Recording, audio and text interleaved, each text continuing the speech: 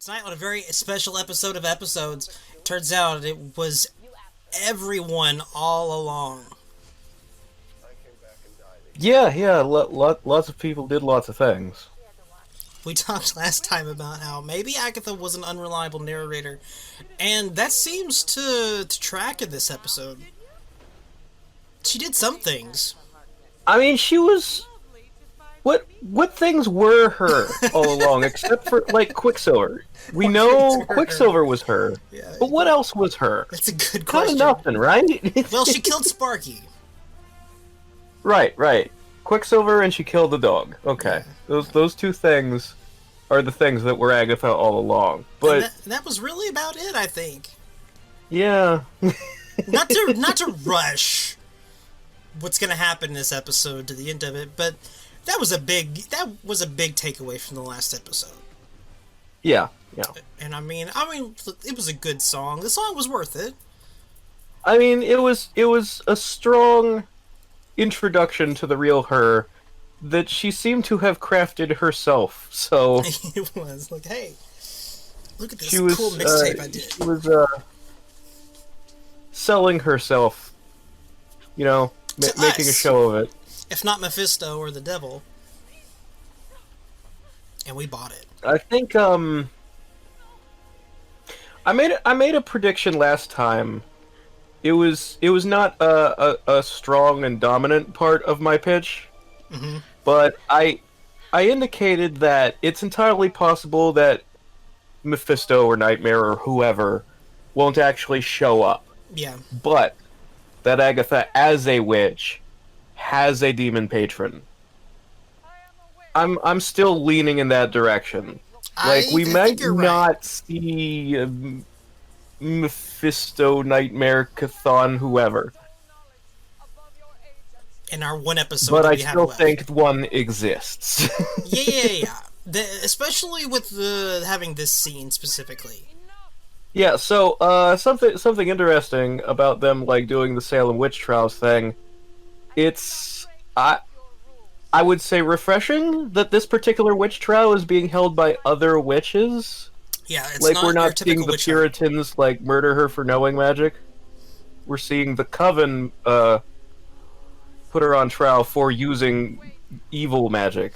It is stealing magic, I guess. It's a fun twist. I mean, she's at the stake, so there's all this imagery here that they're gonna do the thing, but it's a different thing.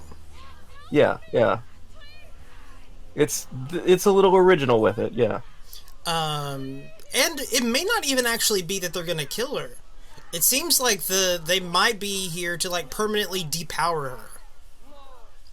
They could kill her, but it's unclear. Yes, they start these lasers look pretty violent, and her skin is glowing underneath. This looks like it would have killed her if they had actually succeeded at the plan. And we don't actually know what the fuck is going on and what's happening and what does happen, except for we know that they die and she smirks. It seems fairly clear to me that once they turn purple... Well, yeah, see, the witches start to wither and then they fall over dead. She's Shang Tsunging them. She's stealing their magic and maybe their souls too. It does seem She's to sucking be them dry of something that kills them. I mean, I think this ties directly into the Claymation Yo Magic commercial. I think she feeds on magic. She steals it from people. That would seem to be the case. This bit is significant here. She is the shark, and other witches are the little boy who withered away.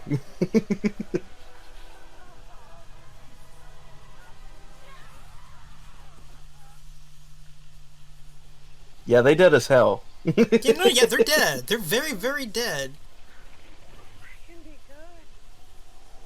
Now the thing about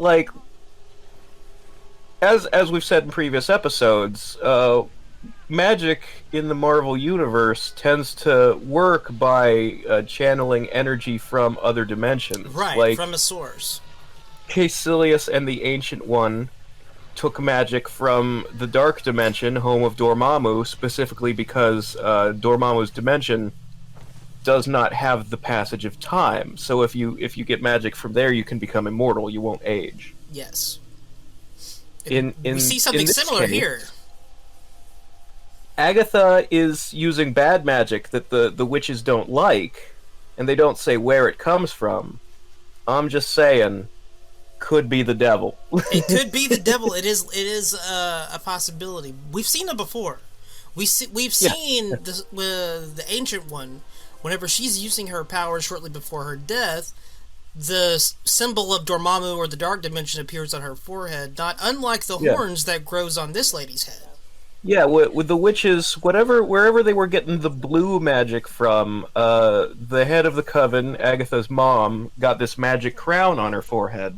Yes. When she was channeling her full power. We don't know what that crown represents. We don't know. But it must have some significance, because that's the first time we've seen something like that. It is. And I'm sure that they did it to set up, to like hint towards Wanda's crown, that from her comic book costume, the big red M tiara thing. Right, which we also catch a glimpse of later on. Indeed. I do like that sense of continuity with the Marvel shit, though. The thing like the lady sprouting the horns, like the Ancient One sprouted the Dormammu symbol type thing. Like that weird eyeball shape carved into the forehead. Yeah. Like we have rules here. This is how sorcery works, and Wanda's sorcery is not like these, as she's explaining to us here. Yeah. It's nice. I like that shit. And we also I do like this scene, how Agatha starts explaining like rules of magic and types of magic. It's like it's very Dungeons and Dragons. It is. like wizards in the game, because it's a game. There's a rule set that the players have to know in order to cast their spells. Like, these kinds of spells are necromancy, and these are transmutation, and these are illusion. And, like, right here she says, the reason she couldn't bring back the real Pietro with necromancy is because, for one thing, his body was over in Europe. But for another, like, he would have still had bullet holes in him. Like, you can't bring someone fully back to life, it sounds like, but you could make them a zombie. Which probably would not have had the same effect, but she does not say... Yeah, no, I don't think that would have worked for what she was going for. Even in Wanda's surprisingly gullible state of, here's this other guy who looks nothing like your brother and is not your brother. He's your brother. Oh, okay, he's my brother. Like, yeah, she, like, you were so eager to stay in your fantasy world that you were willing to overlook this guy had the wrong face. What the fuck? Yeah, she says what we're all thinking. It's a thing. But she does not say who he is or what his deal is. No, she says something about, what did she say? Crystalline something? Does she? Has she said it yet, or are we getting there? She might not have said it yet. Maybe we passed it. She's got the Latin.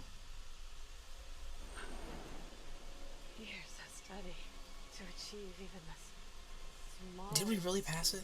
I forgot what she said. It might have come right after the bit about necromancy. That makes sense. Like, we have powers here on this show of our own. We do, in fact, have access to the time stone. We do. Look at this shit. It's amazing.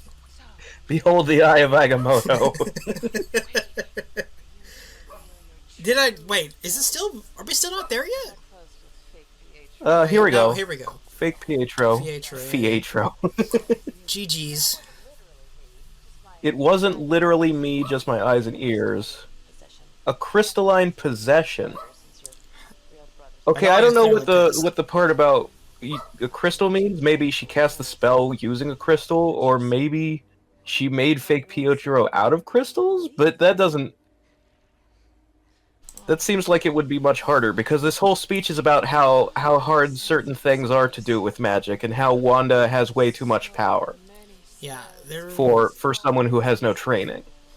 there's that combination of words almost seems like overly complex to drop in there about that situation. Well, it certainly has the word possession in it.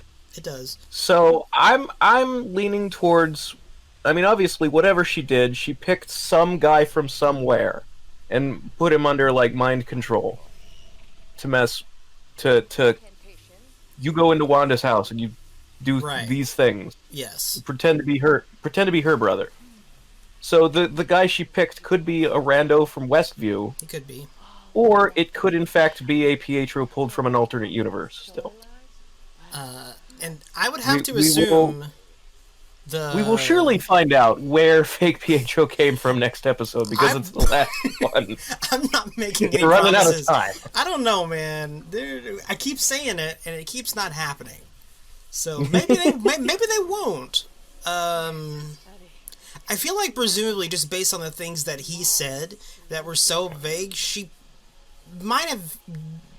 being Agatha, given him those memories just based off questions she asked Wanda and the rest of the town's members and things that she found out herself by reading on whatever. Like, they don't feel like really good memories. Well, here's the thing that sticks out to me still, is that fake Pietro has real super speed. He does. That is one thing. That could have been a magical illusion that she gave him some kind of power, Agatha. Okay, so by the way, the fly is probably not Mephisto, because Mr. Scratchy just ate it. Yeah, that was that got eaten there. Mr. Scratchy could be Mephisto, though. That's not off the table. That would be a really interesting twist. She's got the devil type dude as a pet rabbit. I will also leave that we still don't meet Ralph. No, we haven't seen Ralph. Ralph is also still on the table. If she's feeding Ralph flies, well, okay. It's kind of tight. Not brother.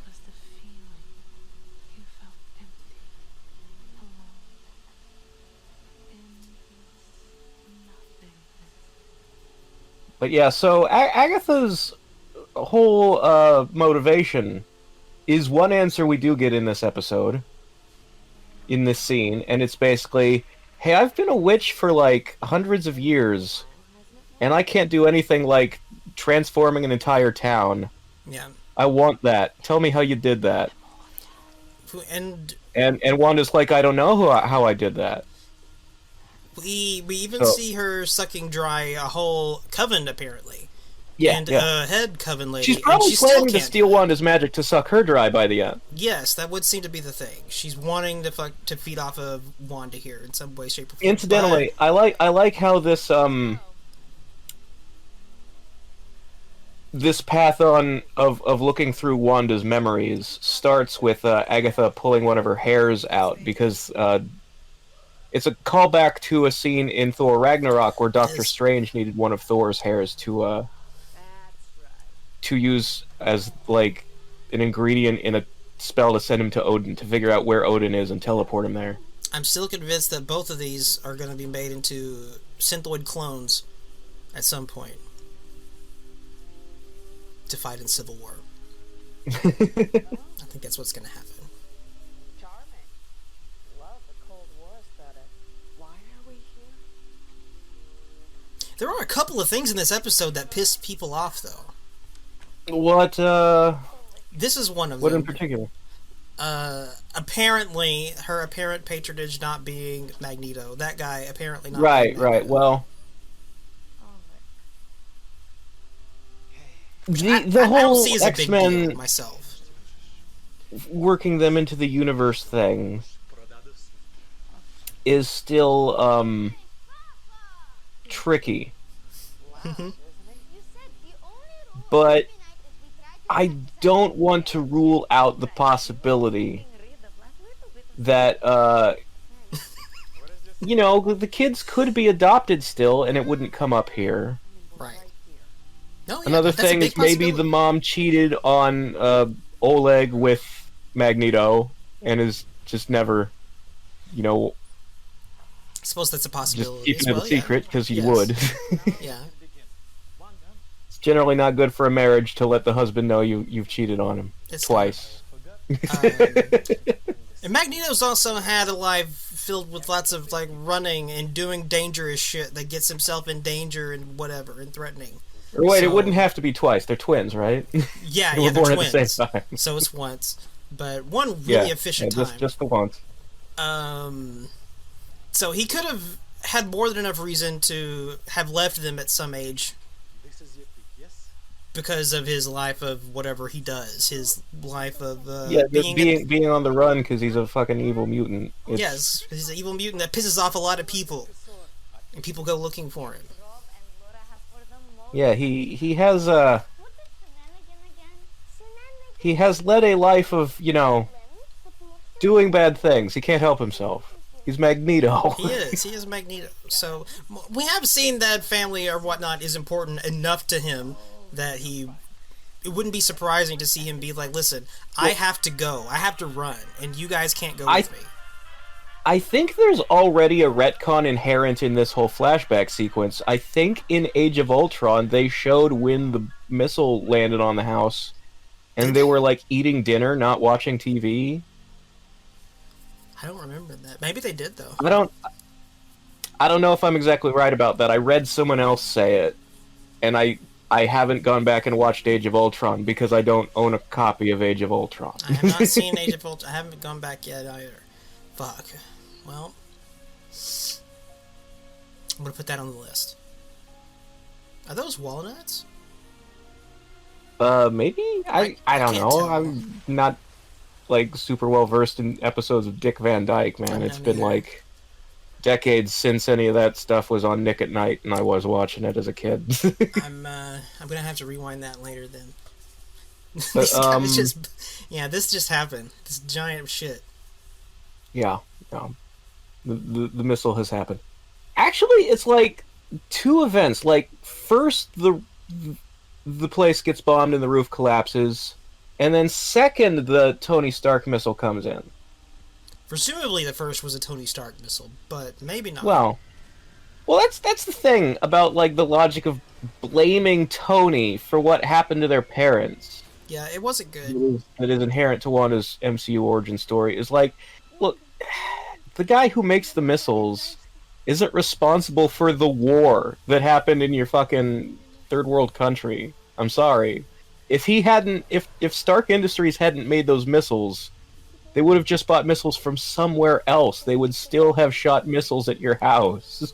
Then again, I don't think the twins are necessarily like logical masterminds. Well, I mean, they're children. They at are this children point. here.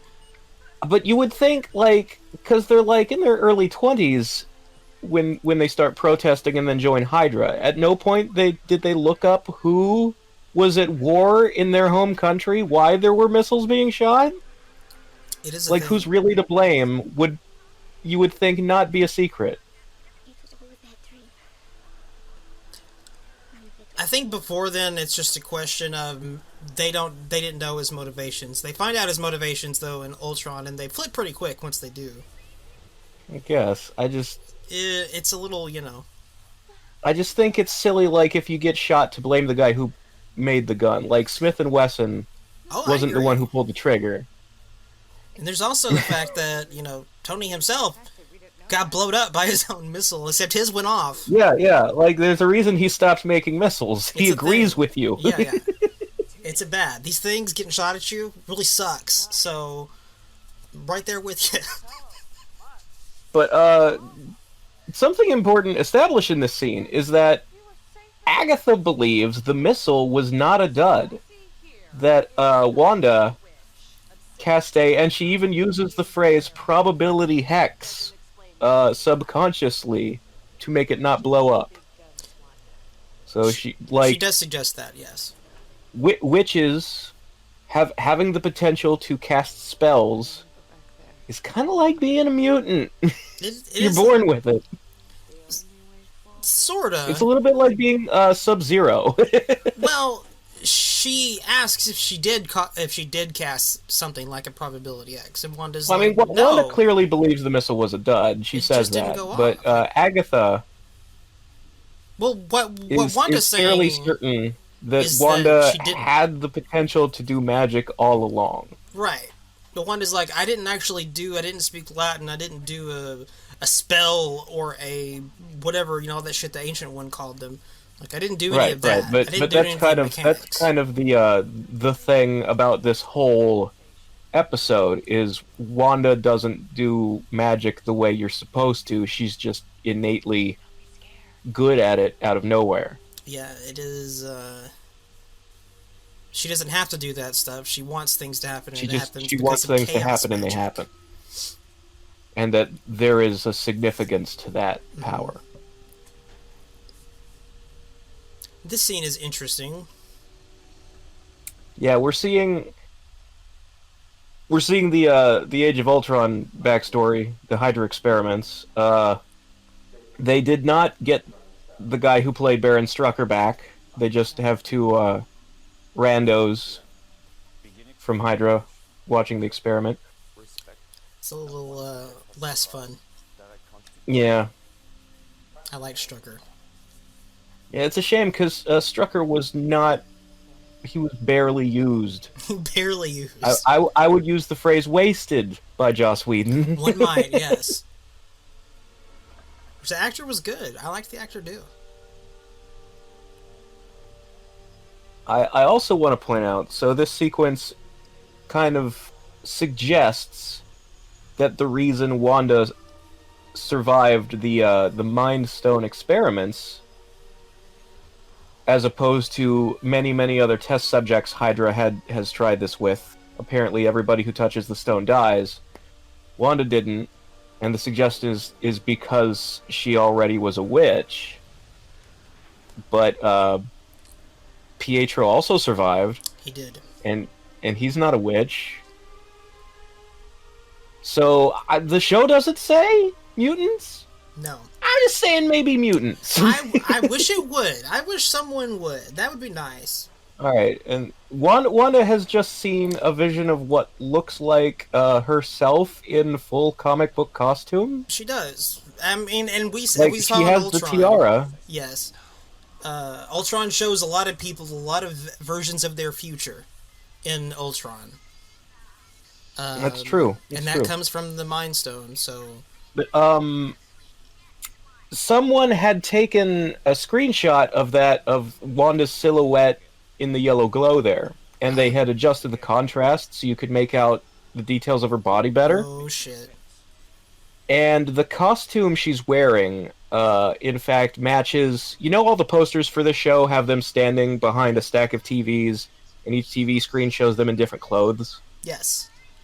Well, the TV screens that show her, like, superhero costume, it's that costume. So it looks like by the end of next episode, we might actually see her put those clothes on with the full tiara and the coattails and whatnot. Interesting. I'm looking forward to that then. Yeah. I like costumes. I mean, that's one of the nice things about superhero stuff. They tend to get cool costumes. They do. We get a cool costume by the end of this episode. It's true. Well, we got a hint of Agatha's full witch outfit last episode in the theme song, the Agatha All Along song, but we did get a hint. We actually get to see it. It wasn't just that one that I was talking about, though. There's another one. That's true. There is another one. There is another one. There's a fairly significant one. Fairly. But before we get there, we have this, which is another fun. one I want to point out is that, like, up to this point, like, people watching the show have been kind of guessing, hey, which sitcom did they base each decade on? You don't really need to guess anymore. They just put the shows on the TV and show Wanda watching them. Like, they do. Hey, it was Dick Van Dyke, and it was fucking Malcolm in the Middle she's watching right now. Like, it's right there. What was she watching during the Ultron thing? Oh, I don't remember. I Was the Bewitched, maybe? Oh my it god. might. Okay, I I have mean, Bewitched was Agamotto. one of Hang the on. influences. Yeah, we're gonna have to use the time stone again. Uh, Oh, it was the Brady Bunch. Brady Bunch. Okay, okay, okay. That doesn't actually line up. Timeline does. No, does it? So, Up close and personal with an infinity internet go wild. With what? any era could be any whatever thing. I don't even remember when Civil Well, War we happened. also saw all the DVDs in We did. Oleg's suitcase. I guess he was a DVD salesman. Was what he did for a living. That's what it sounded. I mean, well, he said he was gonna sell them all tomorrow. Yeah, yeah. Uh, Well, it sounded like because he had been out today trying to sell them and didn't succeed. yeah, that does seem to be his job. But they might be You know, bootleg. he's a door-to-door salesman, and he sells DVD collections. Oh my god, who was it that made that observation that Malcolm in the Middle DVD set didn't exist in that time? So, like, the timeline doesn't add up for that thing to exist, so he might have been bootlegging it. I would not be surprised. You know, No. some Eastern European country, poor people, Dude, look, you do what you gotta only be do. selling bootlegs. That makes perfect sense. Yeah, I get it. Like, we gotta feed these twins. This one's really loud. I like his costume in this scene. Are these the same clothes he was wearing in like Civil War? Because I don't think this whole so. scene is pretty much a callback to like we saw Wanda's bedroom and we saw that Vision likes to walk in through the wall, like he never uses the door. Right. Yeah, it's definitely a callback. I think this is a different outfit that he's got. A different casual Vision. It might be a little too on the nose if they were literally wearing the same clothes, like it was the same day as in Civil War. That's unnecessary. This is just another random day at the Avengers compound. Presumably shortly after Ultron. Very shortly after Ultron. Her hair is still pretty dark here. Yeah, that's true. Like That by lightened up the real time fast. of the present day, she's I guess dyeing her hair pretty bright red, but it was originally rather dark. I would remember describe her looks in Age of Ultron as a little bit goth chick. Yeah. I liked how she was dressed in that I, in that movie. I definitely liked her look in that movie the best.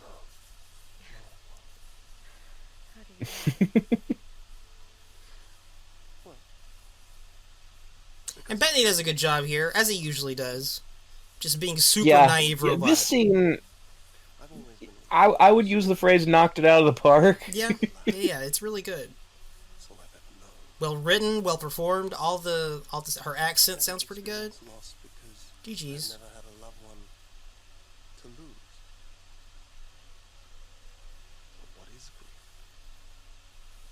Yeah, the internet is a big fan of this line of dialogue. What is grief if not love persevering? That's Are a they? pretty strong one. It's good. And like, shout outs to the writers. I don't know who they were for this shit, but they're good. They did some good shit. Sorry. Pardon? No, it was funny. Yes, it was very funny, wasn't it?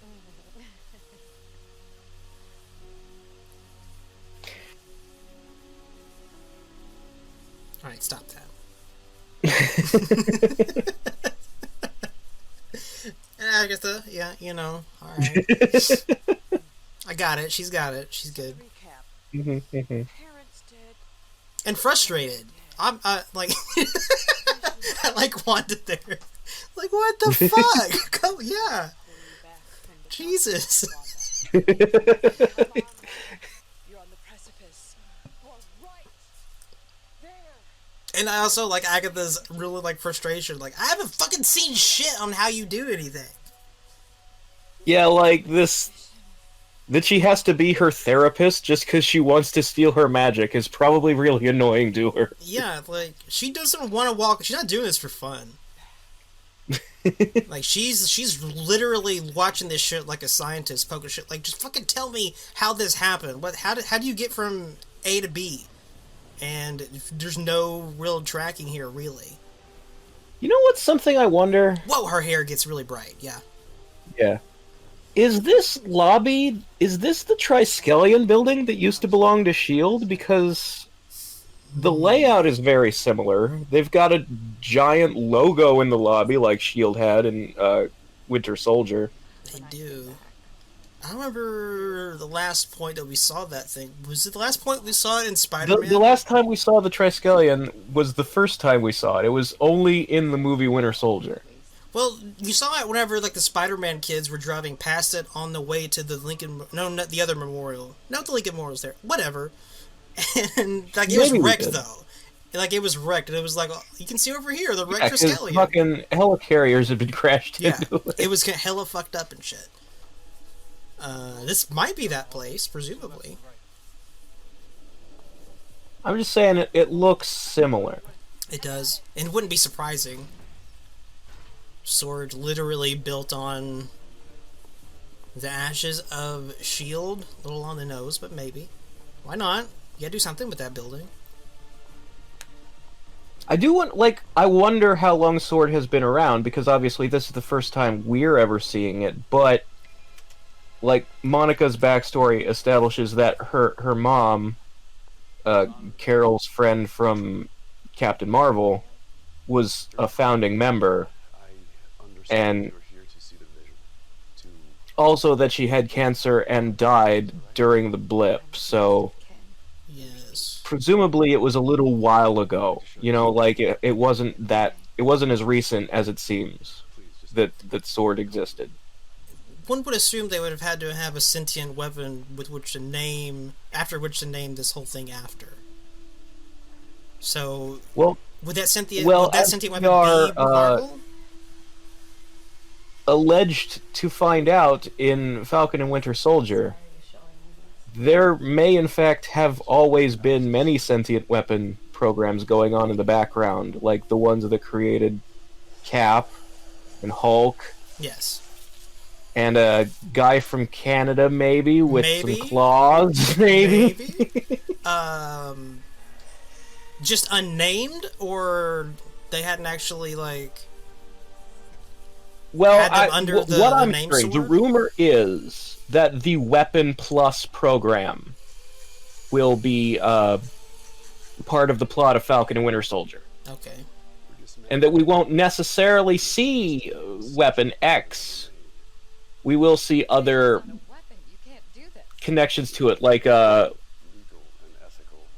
Patriot, Eli Bradley, and his grandpa, the Black Captain America, who was like Excuse me. a guy they secretly tested the super soldier serum on before they gave it to Steve in the comics. Okay. Okay. No, I can't. Also, it's been confirmed that they're going to Madripoor in Falcon and Winter Soldier, which is That's a interesting. location often associated with Wolverine. It is. Where the fuck is Madripoor, though? Where's it allegedly? It's sort of a stand-in for like Thailand, I think. Okay. That's what I thought, but I wasn't sure. Somewhere in that area. Yeah. Uh, Yeah, it's definitely like South Pacific or somewhere in the Far East. but yeah, as far as the names go, Weapons Plus, Sword. Not sure like when or what would have been designated what. So there are some things established here in dialogue that like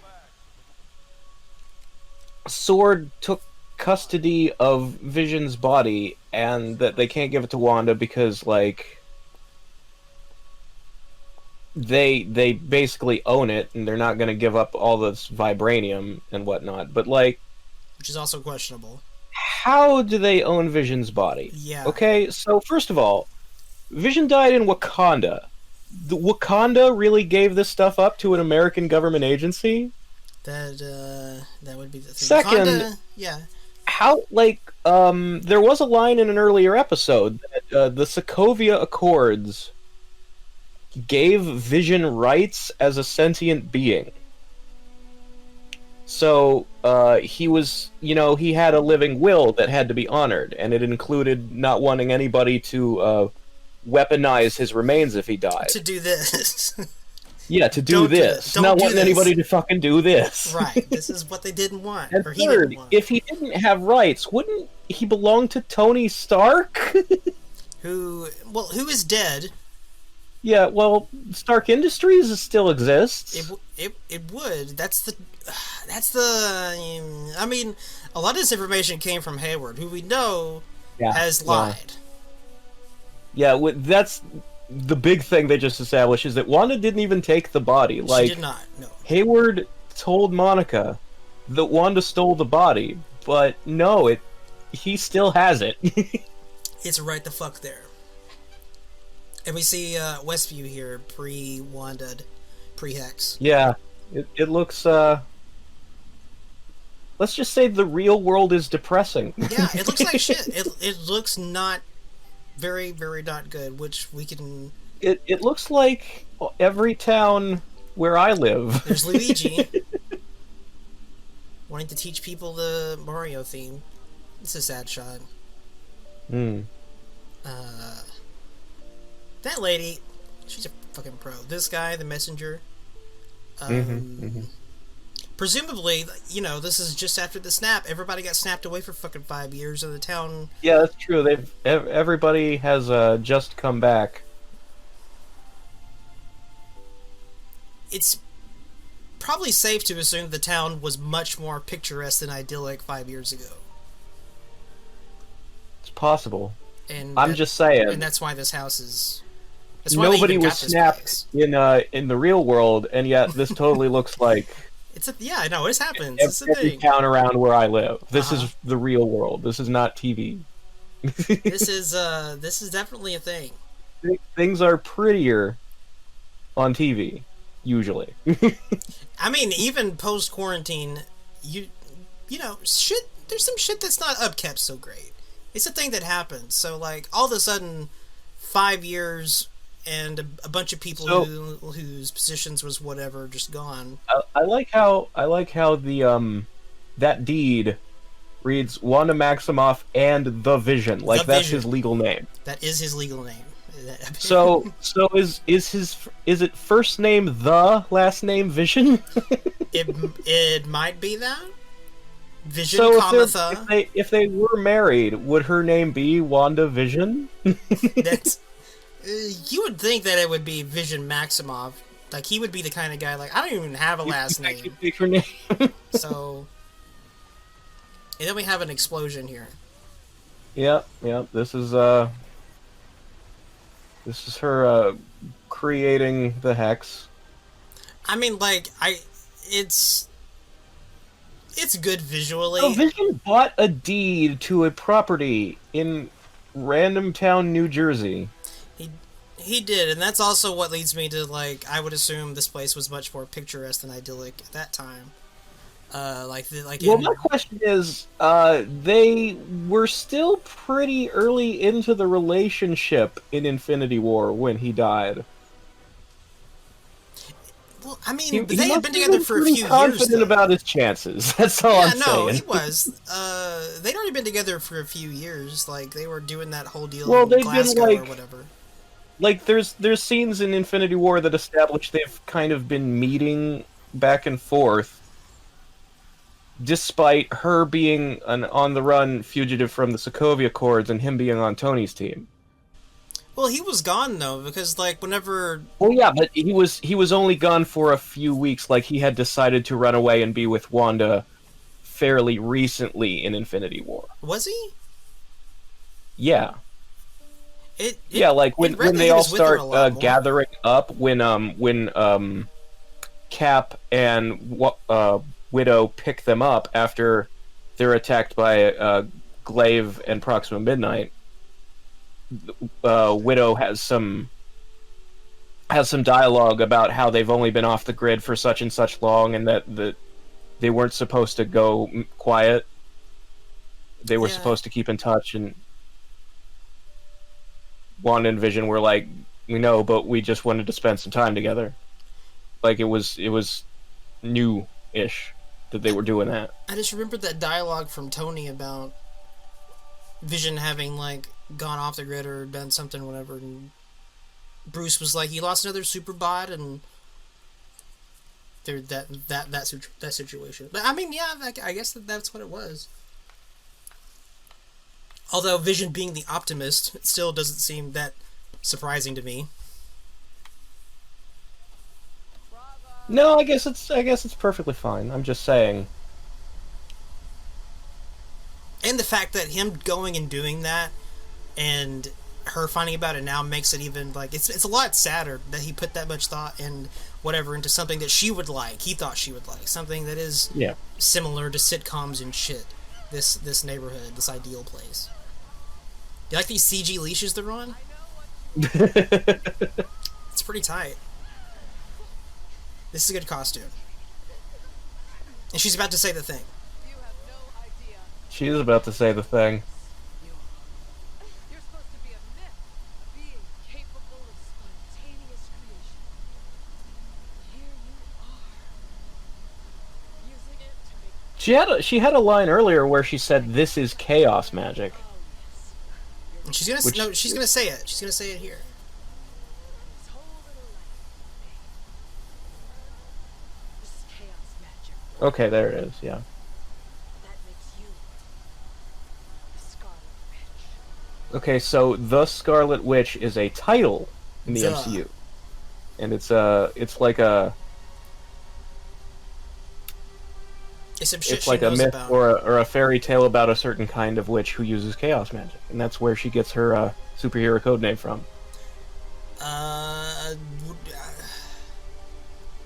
So I guess it's one of those things like, say, the Sorcerer Supreme. Yeah, it does sound that way. I wonder though if there's gonna be like. I kind of hope not, but maybe there will be. Like, there's the Indigo Witch. There's the the other whatever, because we saw she's all purple and shit. Her mom was kind of blue. So the Scarlet Witch is someone who can use chaos magic to create things spontaneously. Is what Agatha just said. So Yes. so chaos magic, like I said at the beginning of this episode, we know in the Marvel universe that witches and sorcerers get magic by collecting energy from other dimensions. And in the comics, there is a chaos dimension that chaos magic comes from. And we know that Wanda has stolen from... Okay, so she gets chaos magic from the chaos dimension, which is where Chthon is from, which is a big Wanda villain. Yes. But she also, when she made her kids in the comics, she stole souls from Mephisto. Which is why I keep guessing Mephisto's going to be a thing. That and all the constant devil references. Right. It's that. I mean, they wanted it that way. They've been playing it. Yeah. So I'm sure that even if no big entity shows up, Agatha's going to drop some names next episode. Are you sure? Are you sure you're sure? Fairly sure. I mean, maybe. But, boy. They've been gleefully not dropping shit in this show. Gleefully. Yeah, but they've known they're doing it. That's because it's not the last episode yet. They're like, you're still gonna love it, and we're not gonna give you shit. Damn it, they're right. This is one of them OMG moments. Look at this costume. Yeah. Here's that second comic book costume. Look at that that shit. we mentioned. White Vision. So apparently the reason they couldn't bring their robot back to life is because they didn't have a Mind Stone. But if they have access to Wanda's energy, they can power him up as if there was a fake Mind Stone. Apparently. Which is what they're doing with they drained the red glow off this drone from several episodes ago. Which, okay, has a lot of red juice in it. Yeah, it's weird how it's still glowing. Yeah, it's still like she was pretty fucking pissed. I guess. So, maybe she wasn't really conscious of just how much fucking bullshit she had in her white-knucked fist as she tossed that shit. Now, I think Look at this guy. it would be hilarious in a, like, Hayward, you idiot, get what's coming to your way, if White Vision talked with James Spader's voice and fuck these guys up next episode. That's one possibility. It's one, like, I've heard that one before. It's not bad. Or just the Spader voice part. But I mean, like, that's been something that could be cool for a long time. When is that fucking dude gonna pop up and why not? Why the fuck not? Yeah. I mean... And that's the thing. Apparently, the alleged... of Ultron was neither an age nor a satisfying amount of Ultron. No. No. God, Spader's so fucking good. Just say stuff. Go for it. Allegedly, he's on some cast thing as a voice for this show. I don't know what the fuck valid... Is he? I haven't seen that, but I'm not ruling it out. It might be bullshit. It might just be because... Yeah, I mean, there's a lot of fake leaks, and so this show has as much made up shit about it on the internet as a Mortal Kombat game. It's impressive. It's like... No, there wouldn't be that much. Some of this has to be true. And nope, it's just like one after the other. There it goes. There's been fucking Al Pacino, Wolverine, Ian McKellen. Like, oh yeah, there are so many like names being thrown out for that Paul Bettany saying that there's an actor in the last episode who is someone he's never worked with before and always wanted to his whole career. And everybody is like, oh man, maybe it's such and such. Like, maybe Ian McKellen shows up as Magneto. Actually, he's been in a thing with Ian McKellen before. It's not surprising. Well, maybe it's Patrick Stewart as Charles Xavier. That's still not off the table. He hasn't, as far as I know, been in anything with Patrick Stewart before, but I don't think it's going to be Xavier. Probably not. I've seen people saying, like, oh man, maybe because of the sitcom thing, Dick Van Dyke will be playing Mephisto. That would be allegedly he did come in to do something with him, but just like behind the scenes, like just them. Yeah, like I read that he was there, like he visited the set to see the sitcom stuff. That shit. Yeah, like it was. I don't think it was like they turned the cameras on while he was there thing. I think he was just like. That guy's 95 years old. Cutesy visit. 95. I mean, Stan did shit, like, all the way up. Yeah. But still. Yeah. But, there is now the theory out there that maybe Paul Bettany was being cheeky, and the person he's always wanted to work with is himself. Yeah, and he was joking about the Vision versus White Vision fight or something. If that's a thing, then, I mean, GG's. It's not bad.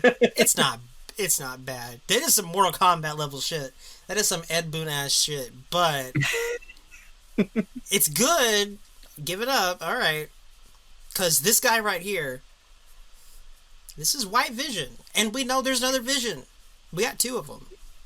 Yeah, so now we've established that the Vision inside the Hex, the reason he can't leave the Hex is because he's fucking made up. Wanda created him out of thin air, and that he can only exist as part of the illusion world. And now we have... So he's basically like the soul of the Vision, like he acts like the Vision and has emotions and stuff. White Vision here is... If he's anything like in the comics, he is pure, emotionless robot, just a blank.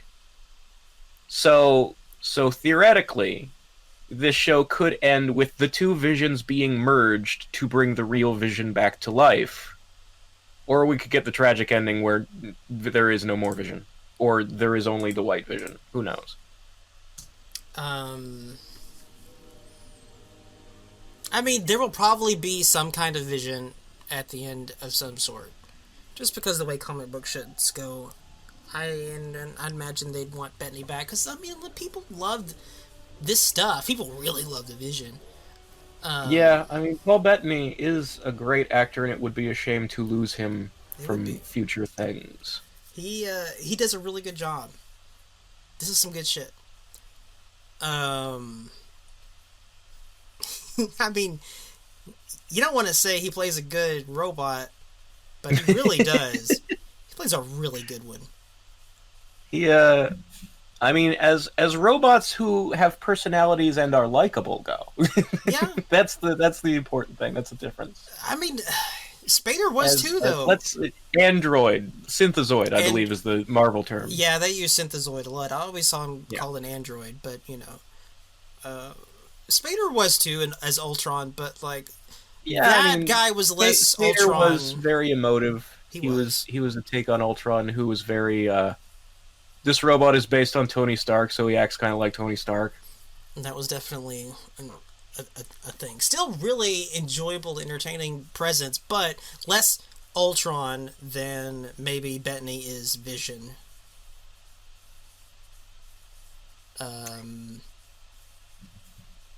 What else was there with this episode? There's all kinds of bullshit. So much. Hang on. What do you got? Do you have anything? What else do you got? We may have covered it all. I mean, we what, really what do cover you, what it do you all? expect? How do you expect next episode will actually go? Oh my god. Because another thing, like this episode was, we finally, like I kept predicting, oh, the last couple episodes are going to be longer than 22 minutes. This one was finally, it's like 45 minutes. Yeah. Surely it will be at least that. Although I'm not Yeah, putting any money on it, but Because like I said, we're no longer doing like it, they were sitcom length episodes because they were in the sitcom illusion. Yeah. Now the sitcom stuff is over, and we're getting longer episodes, and we're getting after credit scenes. Incidentally, this episode did not have Monica and Pietro. it did not at all. We have yet to see Or Darcy or what Vision happens for that after matter. Monica Well, finds the basement door.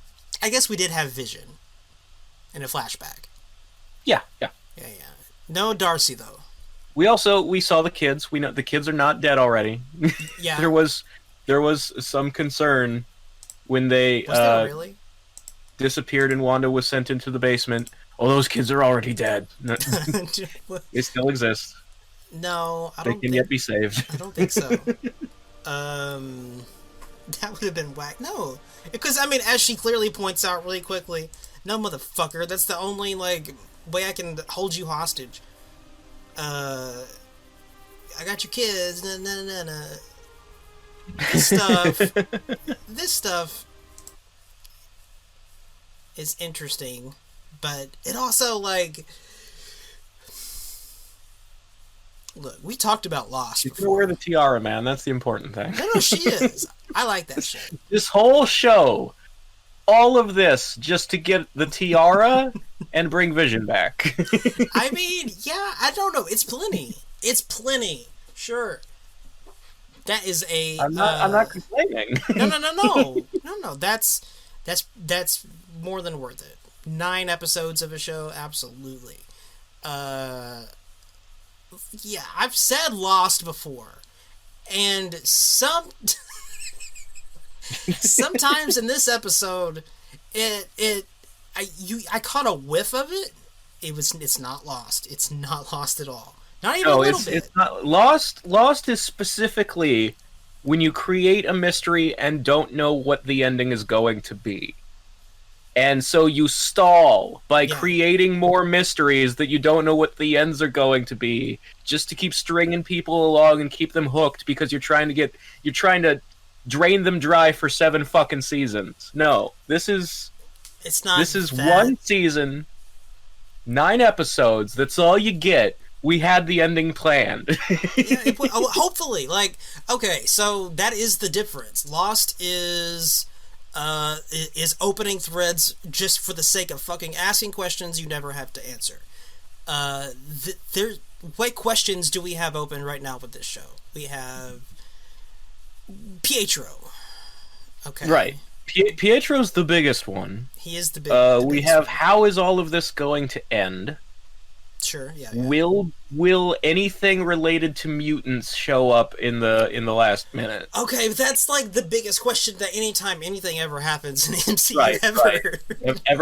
Ever since Disney bought Fox, that's literally every single.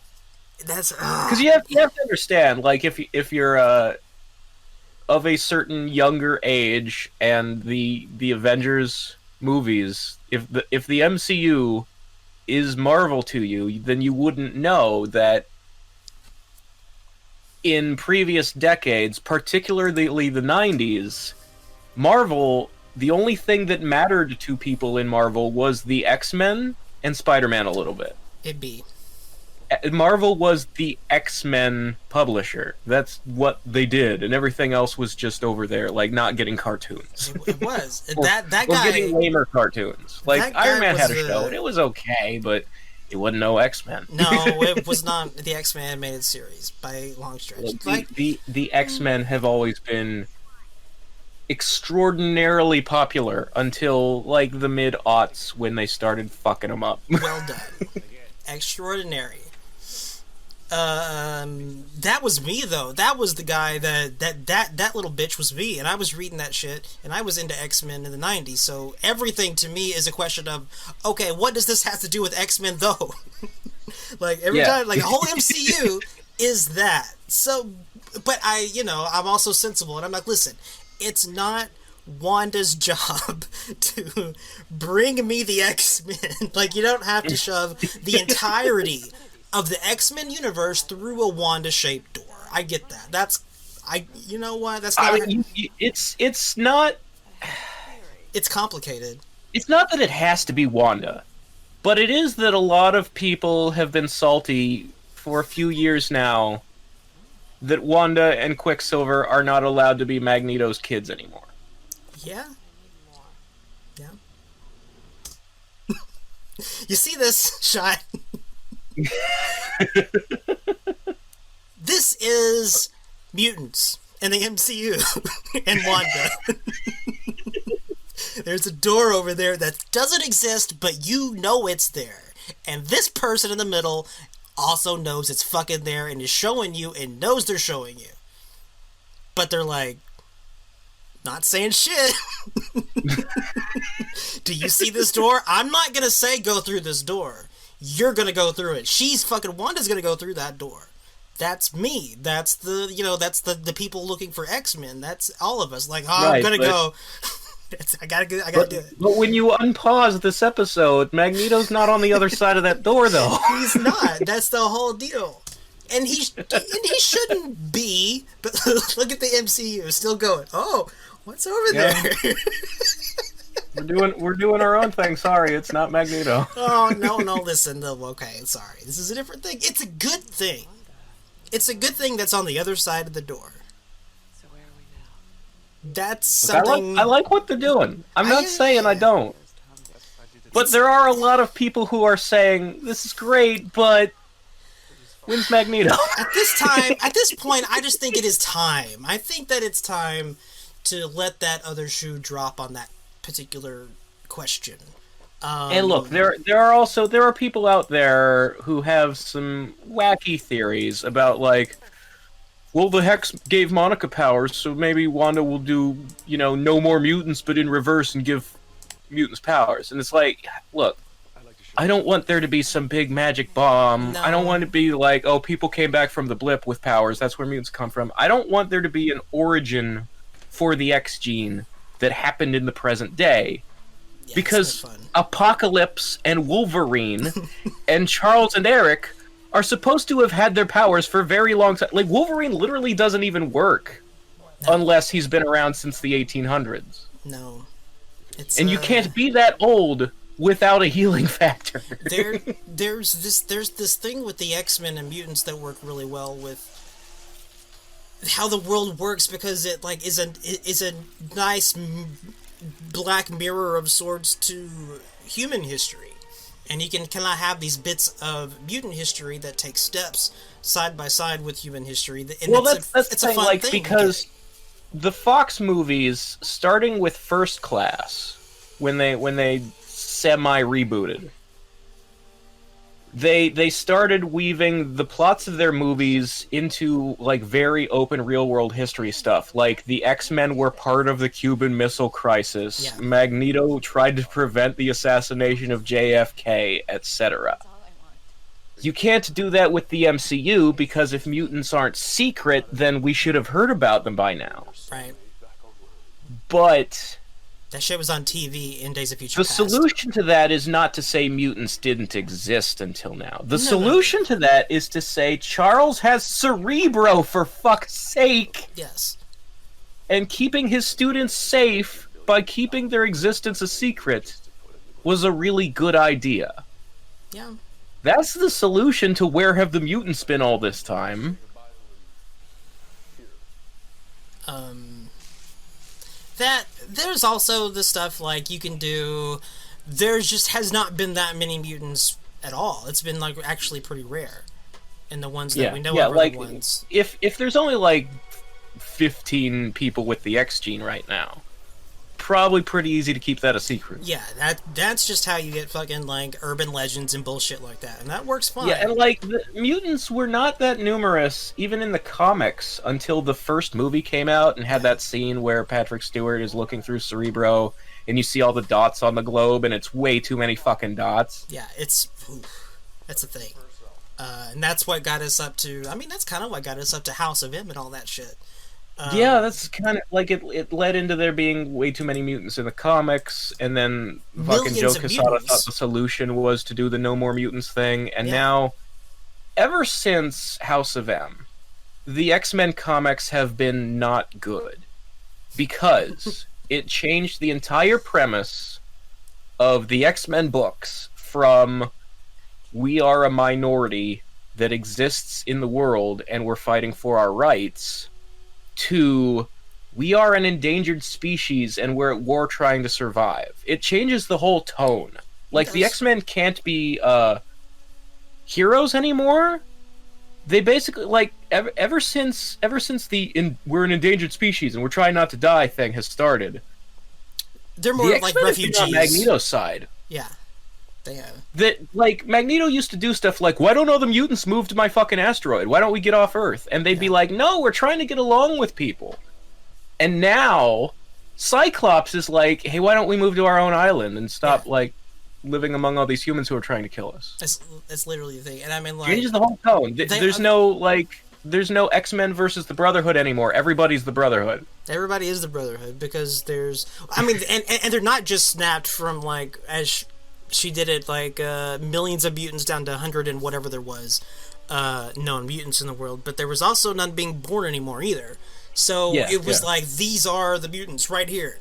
We can all get together and just live together for a while and ride this shit out together solo. Here's the thing that always really annoyed me about House of M is that the excuse that Marvel Comics had for doing it was there are too many mutant characters to keep track of and we're trying to make it smaller. But the number of characters they depowered was like 3. Yeah, like known characters. It was like, yeah. It was like Jubilee and a couple of jobbers. Yeah, and those are the like, only people who lost their powers and they stayed lost for a long stretch of time. We didn't lose Magneto, So we didn't lose Xavier. The fact that there are way too many fucking mutant characters, like with like name characters, is still a problem.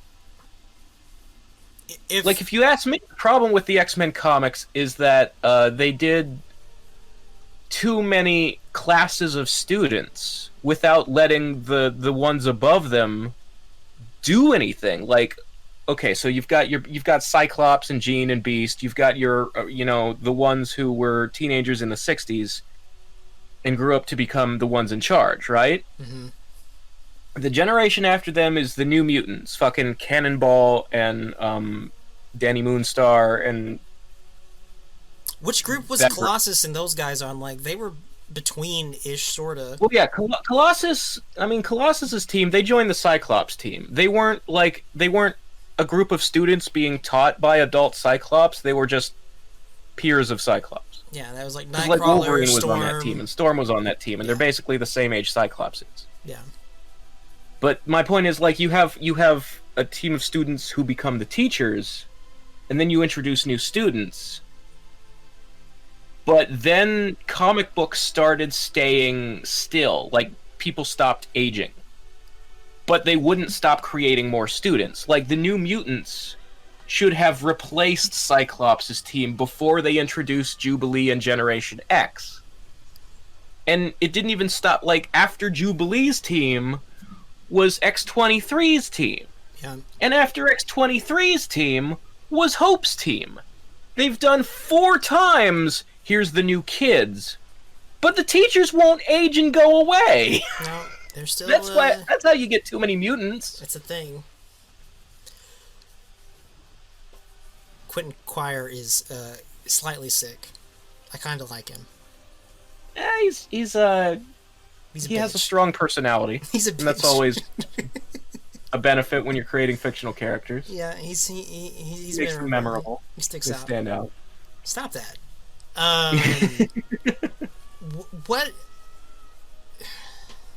Yeah, that's what's up with mutants. That's the thing with mutants. There are too many mutants because they keep creating too many students. But Jubilee's team is supposed to be younger than the New Mutants, Cannonball and them. And X-23 is supposed to be younger than Jubilee. But if Jubilee doesn't age, and X-23 starts out at, like, she's 14 years old and then she stops aging when she hits 18 or 21, now she's the same age as Jubilee. Yeah.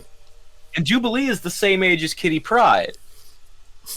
And Hope is the same age as Jubilee and Kitty Pryde. And, like, no, that's the thing. But that's comics. That's all of comics. There's this weird, like, you hit this one what level. What sucks about comics is time doesn't work right and nobody fucking ages properly. Like, if you, I mean, yeah, it's a big industry wide fucking thing. Like the New 52, whenever that shit happened, and I mean, I don't know how Batman works. According to the New 52, Batman had only been active for 5 years, but all 4 Robins were still canon. All of them. They had all, and they were done. Like, he had gone through Dick them. Grayson was Robin for 1 year before he was replaced by Jason Todd. Like, Tim was gone. He was already done. He was out the door. He was already on Damian. They were in the present day. They were on Damian, but it's only been 5 years. It's like, I don't know, dude. This is weird. We gotta. Damian is 10, but Batman's only been Batman for 5 years. It's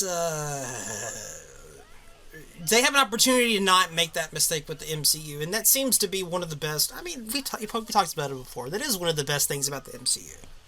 People age, characters get to a point, and characters close out. Yeah, I mean that's the reason that you do reboots and adaptations, is to fix the mistakes of the first run. Because whenever you're making something for the first time, you're making it up as you go along, and you're finding out what works and what doesn't as you do it. Yeah. So mistakes happen. So if you reboot, in theory, you can fix the mistakes and make a cleaner universe. Yeah, with the benefit of hindsight. In practice, almost nobody ever does. And that's why reboots suck. But the MCU, I would argue, is one of the only times in fiction I've ever seen an adaptation or reboot, a side universe, get more right than the first universe did. The MCU, the reason I like it is I think it's better written than 616. Yeah, it's a thing. I mean, yeah, it's definitely way more elegant. It's way more like, the Ultimate Universe tried to do it and didn't do it. Yeah, the Ultimate Universe was run by fucking edgelord Mark Miller, though.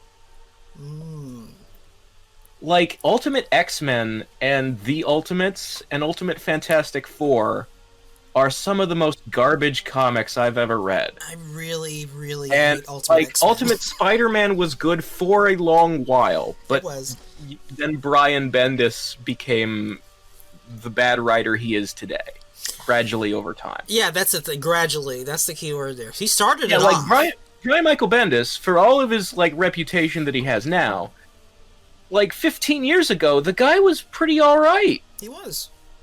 Like, he wrote, like, a really good run of Daredevil. Like, Jessica Jones was a good book. Mm-hmm. And then he did, like, Ultimate Spider-Man, and that was one of the better Spider-Man books there had ever been. And that's why it was popular. But over time, he got lazy, and now he's just garbage. It's a thing.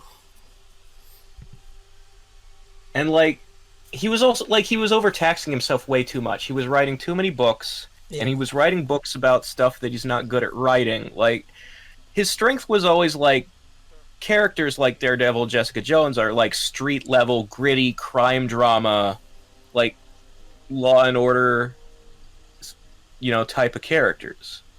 He's good at, like, that kind of police drama style stuff, but with a guy in a costume. He's not good at writing the fucking Avengers. Like, he has no grasp of what Thor's voice should sound like, what Doctor Doom's voice should sound like, Those are not characters Brian Bendis should have been writing. There's a lot of people that would say that about Thor in the MCU. Well, Thor fans are very particular.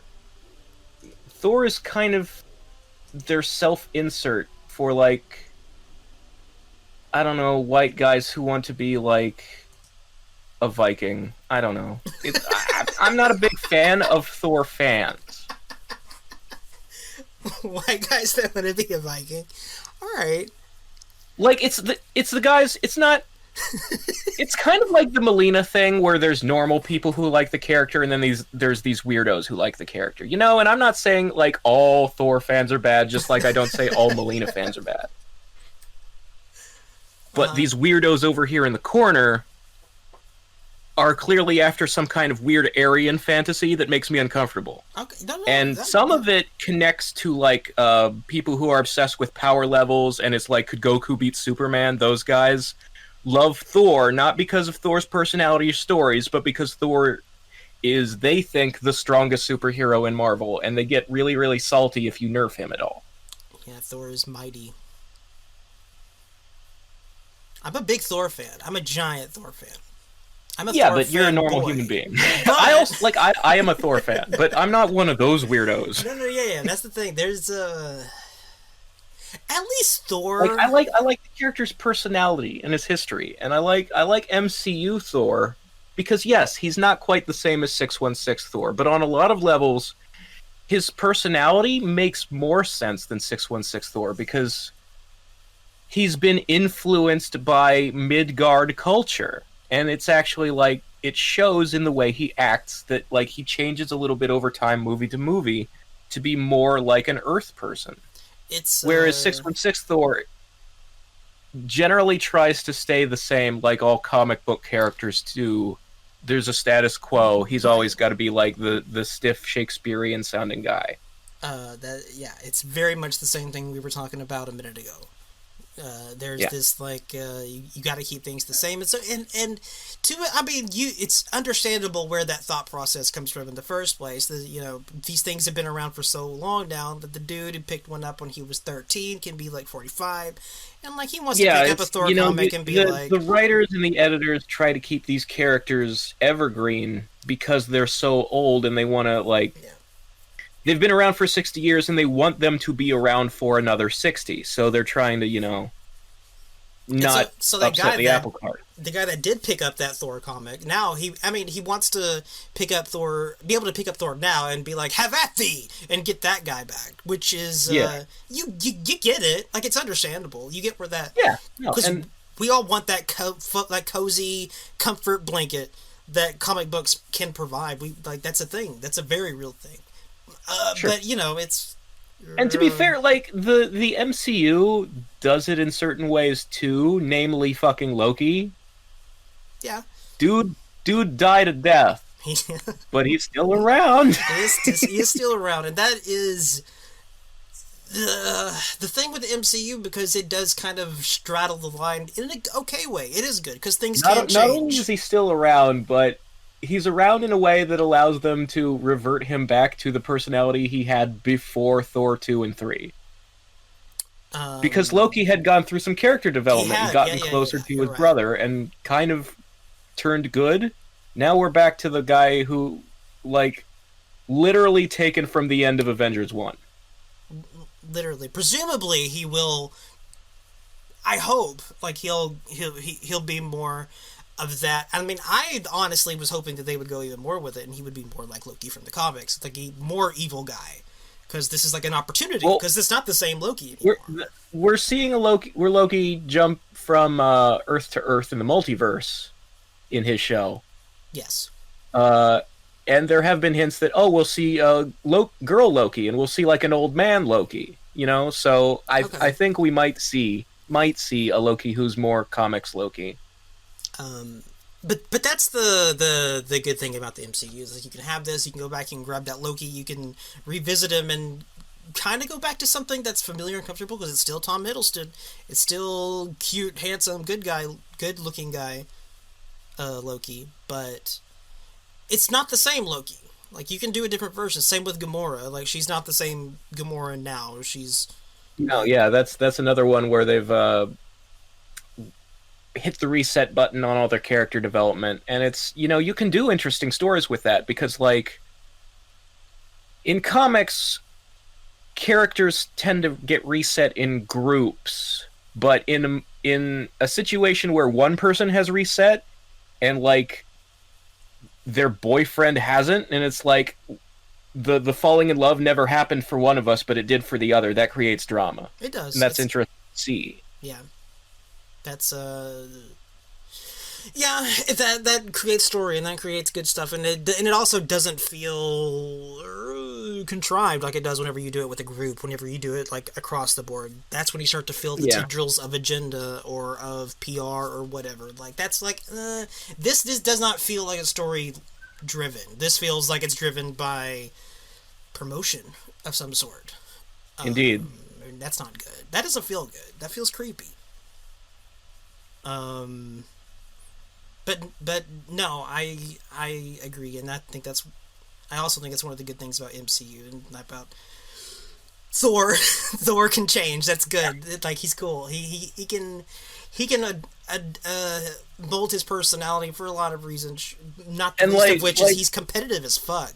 So if you start poking at him, even like just on a personal level, a social level, or whatever, an interpersonal level, he's gonna adapt and poke back at you.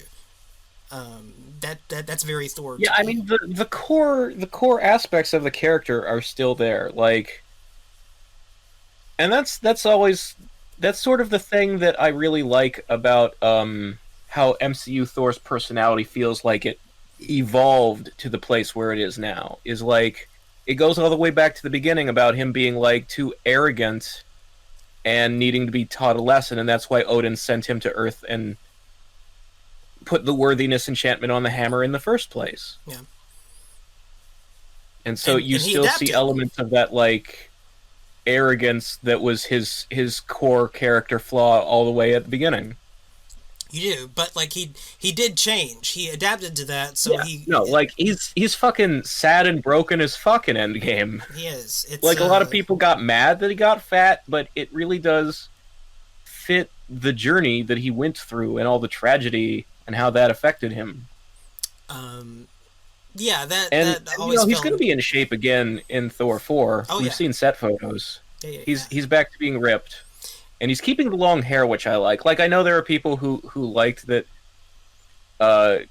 they cut Thor's hair in Ragnarok so that Chris Hemsworth could walk around with his real haircut and not a wig. But to me, Thor is the long hair guy. He is the long hair guy. And as a long hair guy myself, I need there to be a long hair guy. And I mean, there's so much reason for that, too, with Thor. Like, that's one of the weird things about Thor is, like... You know that haircut was done to him, right? He didn't want to get his haircut. Stan Lee fucking buzzed him for the Gladiator games against his will. Bitches held him down and did that to him. That was not something that Thor ever would do to himself.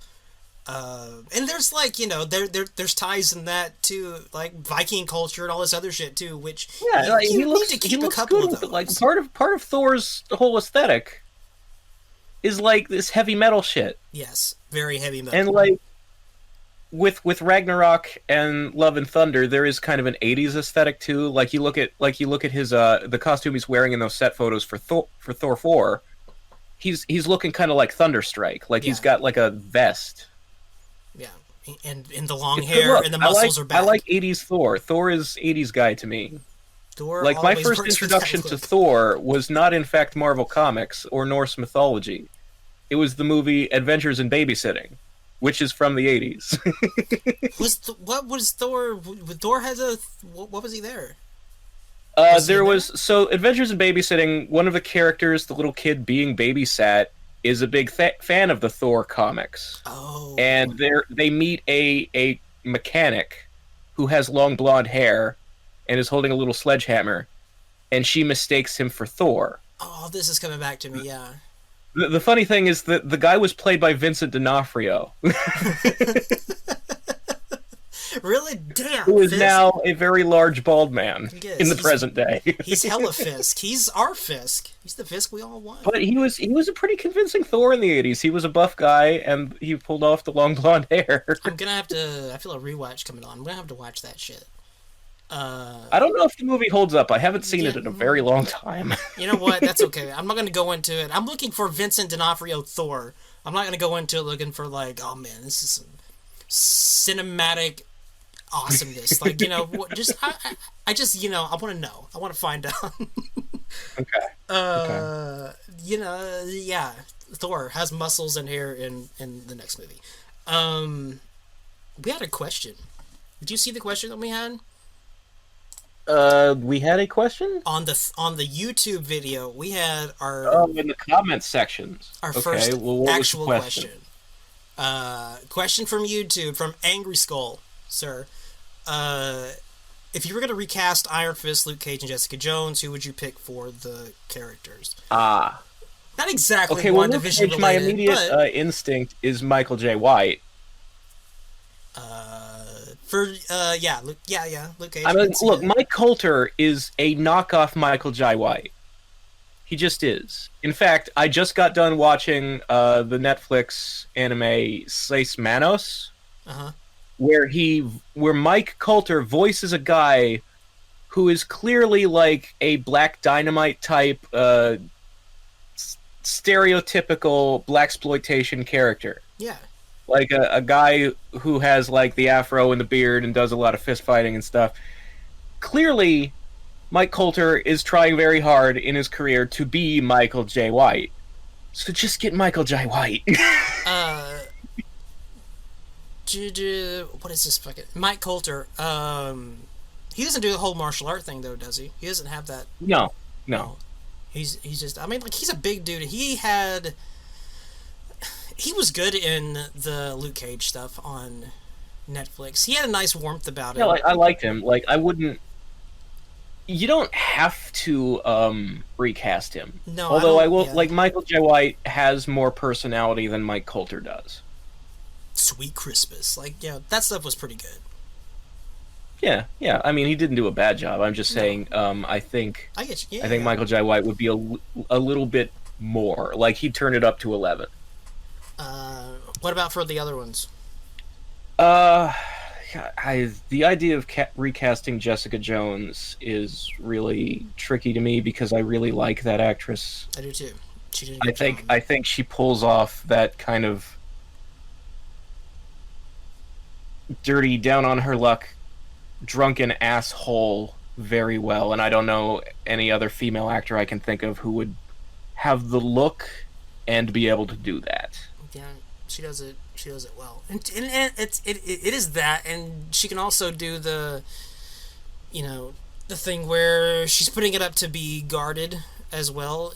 Like sometimes she uses that a little bit to keep people at arm distance, which is understandable. Yeah. And that actor did a good job of that. So that's tough. I feel similar to that I do Luke Cage, even though I think the Jessica Jones actor was better. and is more. Yeah, I don't. I really can't think of someone like somebody who's like tiny and has dark hair and that kind of look to her that fits the character, but could pull off like that kind of tough asshole person. I can't think of an actress. I can't either. I'm sorry, Angry Soul. Iron Fist. I'm not sure either. I wish Scott Adkins was younger because I just say Scott Adkins. Wait, who's Scott Adkins? He's a guy in a lot of martial arts movies. He was the henchman who's choked to death with the cape in Doctor Strange. Okay. So he's already I've seen been in him. the MCU. Okay, yeah. I mean, I don't think that would preclude them from using them if they really wanted to. I know who you're talking about. Okay. Yeah. He was I think he was one of the final bosses in one of the Ip Man movies. I think it was Ip Man 4.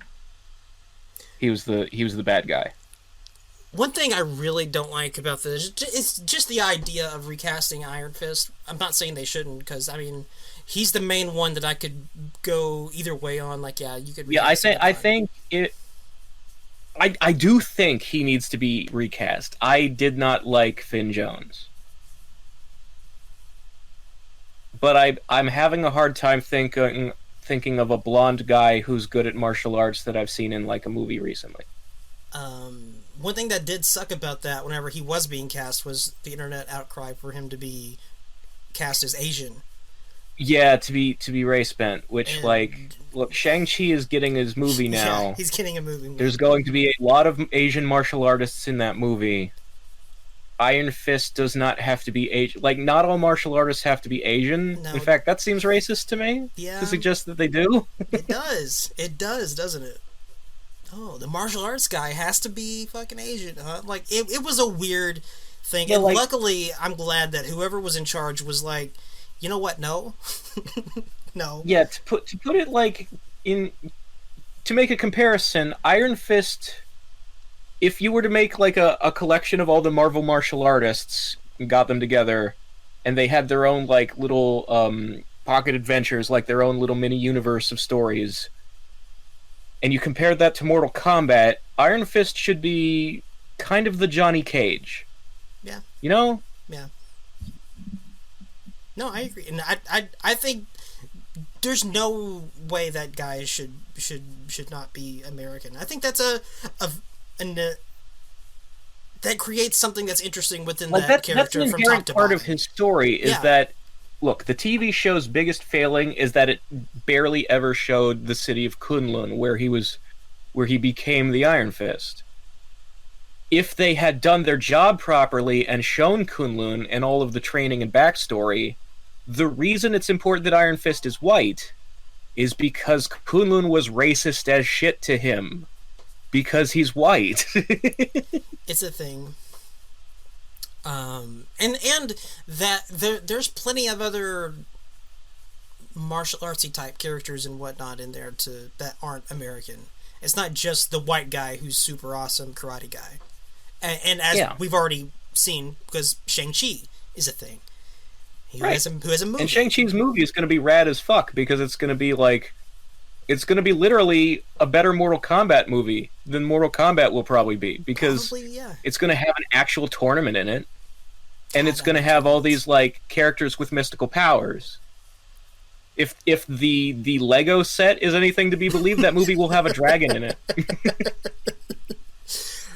If we can believe Legos, man, I hope so. I hope those Legos are more believable than some of the leaks for WandaVision. We're getting the real Mandarin, and if the plot leaks are to be believed, the plot of the movie is that there is a tournament being held, and the winner will get the Mandarin's rings, which means the Mandarin's rings are in the fucking movie. Does that... like he's trying to name a successor to his criminal empire. Okay. Is what's going on. I see. He's holding a tournament? That's the deal? It seems that way. Okay. Either he's holding a tournament or someone else has his rings and he's sending people to win it and get his rings for him. I'm not sure. Hmm. All I know is that there will be a tournament, and the prize will be the 10 rings. I mean, And there may be, or may not be a dragon. I'm in. I'm very in. There will be ninjas. We have seen ninjas. Ninjas, tournaments. Mordo allegedly is in that movie, right? Mordo might be in it. I heard a rumor that Omega Red might be a contestant. I don't know if that's true. I've also heard Omega Red might be in Falcon and Winter Soldier, and I don't know if that's true. I've been burned. That would be sick if Omega Red was in a tournament for Mandarin's Rings. That sounds hellish. That sounds rad as hell. But like, oh man, we'll see. Angry Skull. I think that's the best we can do. It's tough. Yeah, I just can't think of any like white boy martial artists who are like the right age, who are like in movies right now. But I trust MCU Marvel for the casting. If they wanted to reach out, like hire, yeah, like Kevin Feige could definitely find the right guy. Yeah. Like Jeff Loeb did not find the right guy. Jeff Loeb's not good at making TV. he did just like reach over from the Game of Kevin Feige is so far batting 1,000. He does a good job. I trust him. He does a good job. He does a good job casting both, like casting knowns and unknowns. He's done both.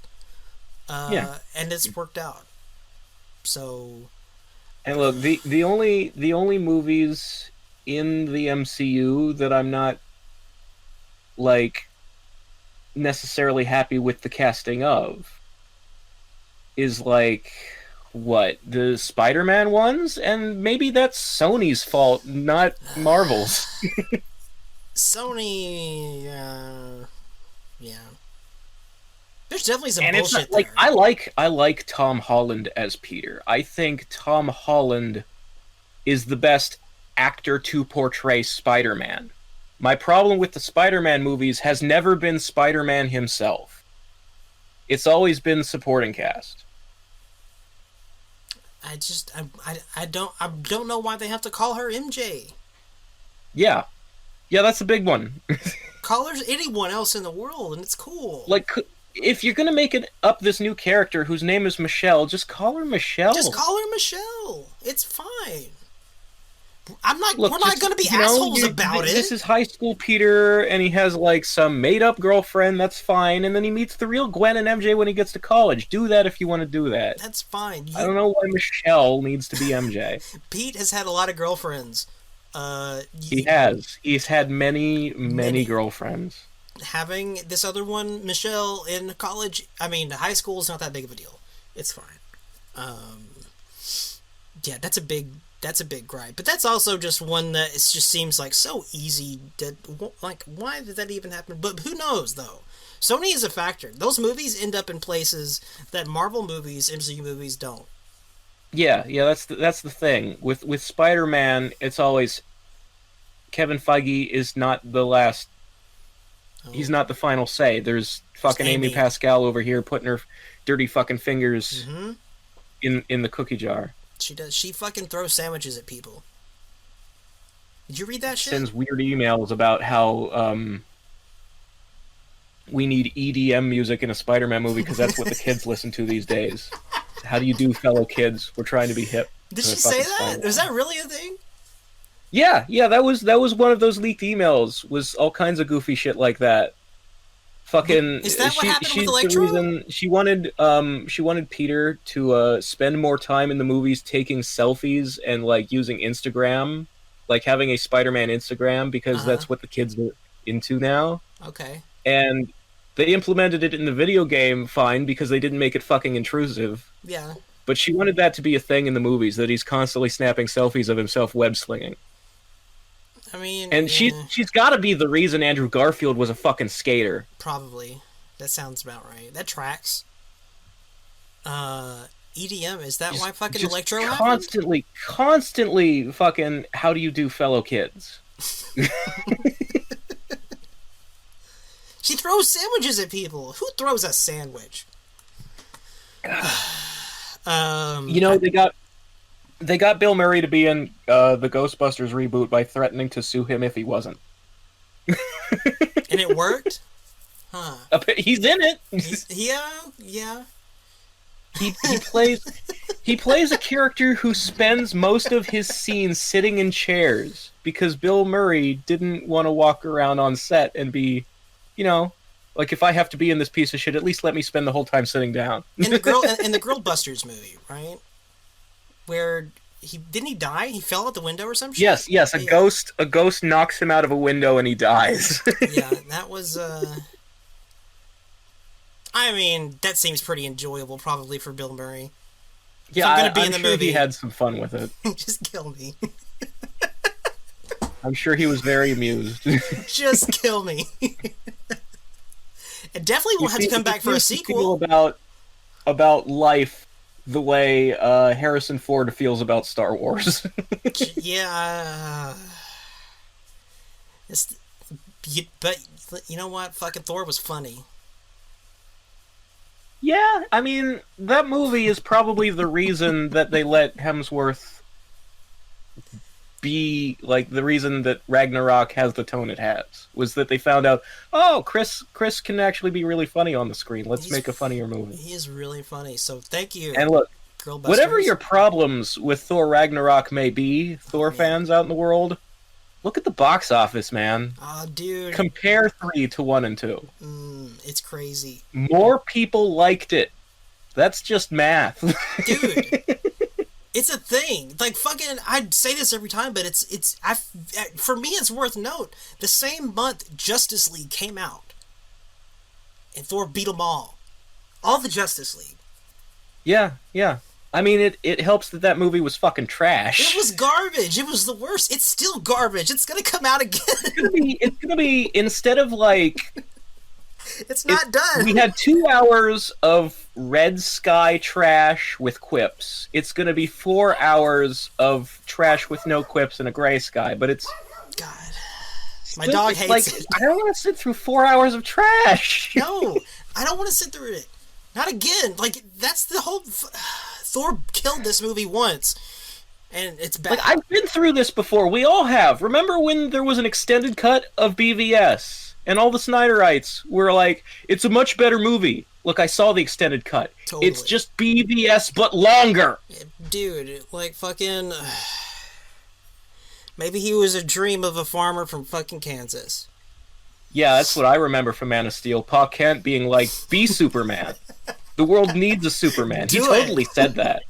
Superman was Pa's idea. That's what I fucking... Pull that bus out of the water, fucking Clark. I didn't raise you like this. That's what he said. Jesus Christ. Jesus fucking Christ. This is why continuity matters, and this is why stuff like in the MCU is cool.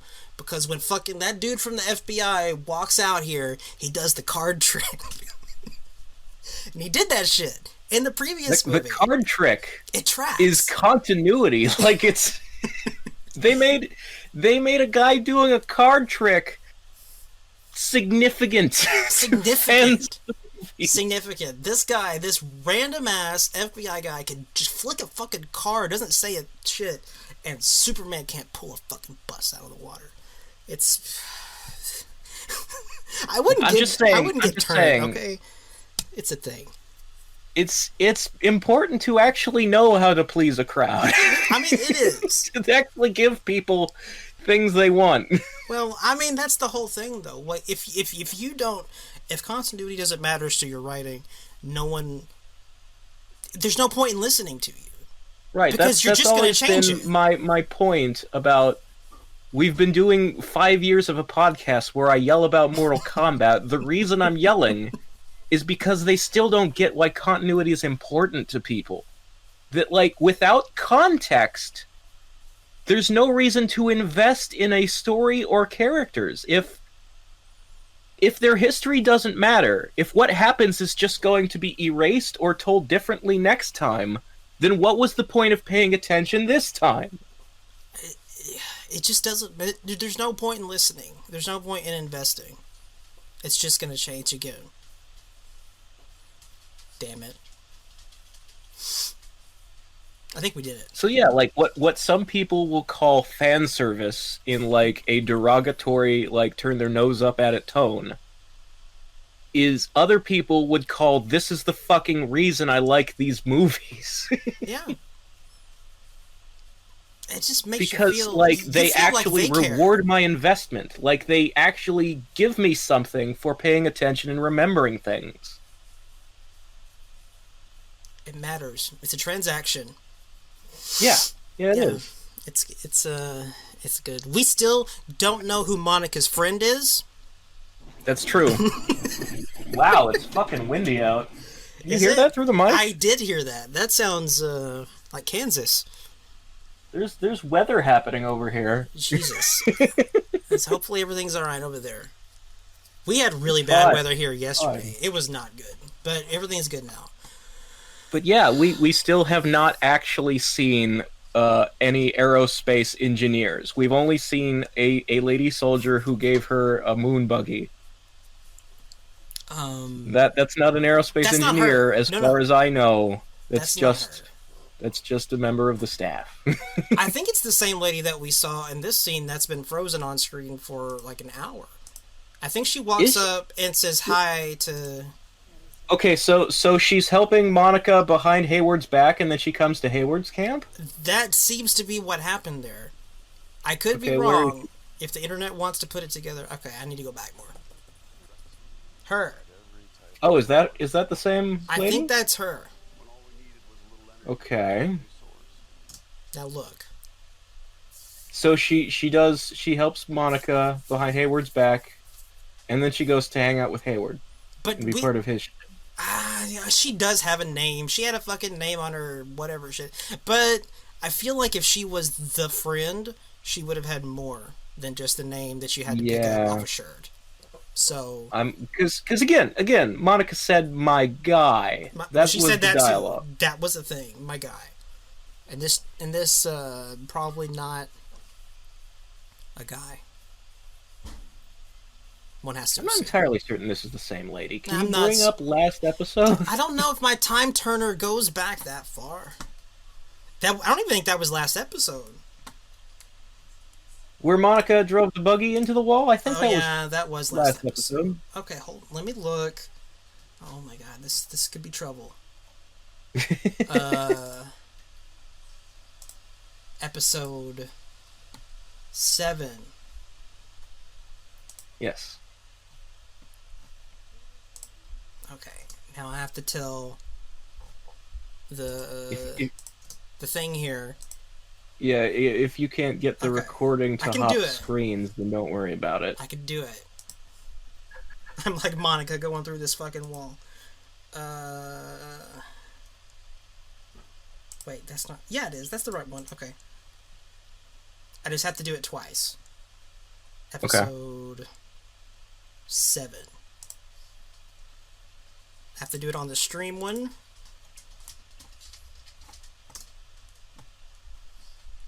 I gotta do it on Discord too.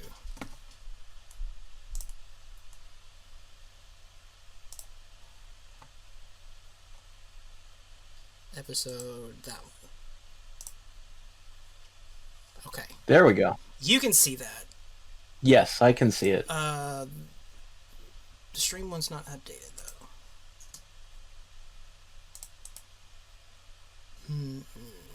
It's okay. If the stream one can't see it, they can take our motherfucking word. The important thing is that I see whether it's the same lady, and then I can tell the listeners whether or not it's the same lady. That is... Oh, okay, they see it too. Okay, we're good. Now, let's push play. God, my dog is really pissed about it. We gotta find out. That's her. No, that's not her. That's a guy. Wait. Is that? Well, we need to go back. Though? She rolls up. Yeah, she rolls up. Do we see it before? Okay, here's the scene where she meets her guy. There's the scene. Yeah, that's a different lady. That's a different lady. You're right. You're right. And the lady who was with Hayward was black or Hispanic. You're right. I think this lady does look Asian. If we have to be racial And She's wearing camo fatigues, and I'm pretty sure the lady with Hayward was wearing a blue jacket. so the other lady was sword. This lady is military. We can presume. Look at that shit. We just. Well, I think she's with Sword too. She's just a different part of Sword. Well, listen. For simplicity's sake, she's working. This is a different person. The point is that this lady on the screen right now is not, as far as we know, an aerospace engineer. No. Much less Monica's quote-unquote guy. Nor is she Hayward's talking to person in the other scene.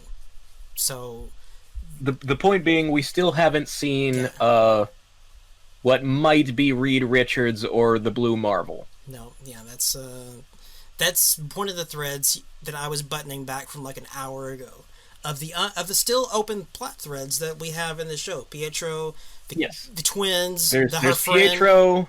Next episode, we're surely going to see Vision versus Vision. Yes, that.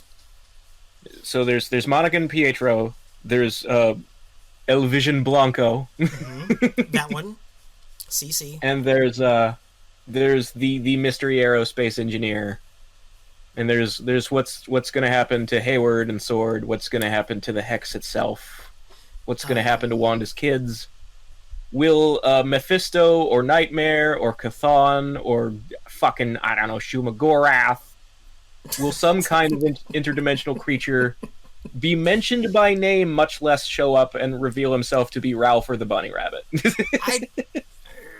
Man, yeah, Ralph. I would put Ralph on that list. I would like there's a list of ones, like I'm trying to narrow it down to which ones are like, okay, this show has to address it specifically. I think that Sword could go past this show. I think that Hayward could go on past this show, and those things could be. I'm just saying, will there be consequences in the last episode for creating White Vision? Yeah. These are. There's also the possibility, because Secret Invasion is somewhere down the pike, that somebody in Sword could be revealed to be a Skrull, but that's a long shot. Yeah, that's what happens whenever you announce Secret Invasion. It's not so secret. It's coming. I mean, we knew the Skrulls were around. They're there. But we didn't know there was going to be an invasion. We know there are good Skrulls from Captain Marvel. Yeah. But those are a specific group of refugees from the destroyed Skrull homeworld. And there could be many groups. Apparently. Super Skrull. I'm sure we will get Super Skrull at some point. that's what it's all about. On account of Marvel has the Skrulls, and they have the F4, so it's only a matter of time before we see a Skrull with the powers of the F4. Because otherwise, what the fuck are you doing with your life? You get on the ball. I mean, Marvel vs. Capcom 3, man. Like, Super Skrull was all over that shit. You gotta do it. Because of Marvel vs. Capcom 3 only. Super Skrull is probably the most famous Skrull. Probably, yeah. Did they invent Talos? Is he new? I've never... Let's look that up. Let's see if there's a wiki page for Talos. Let's get to the bottom. Well, I'm sure there is now.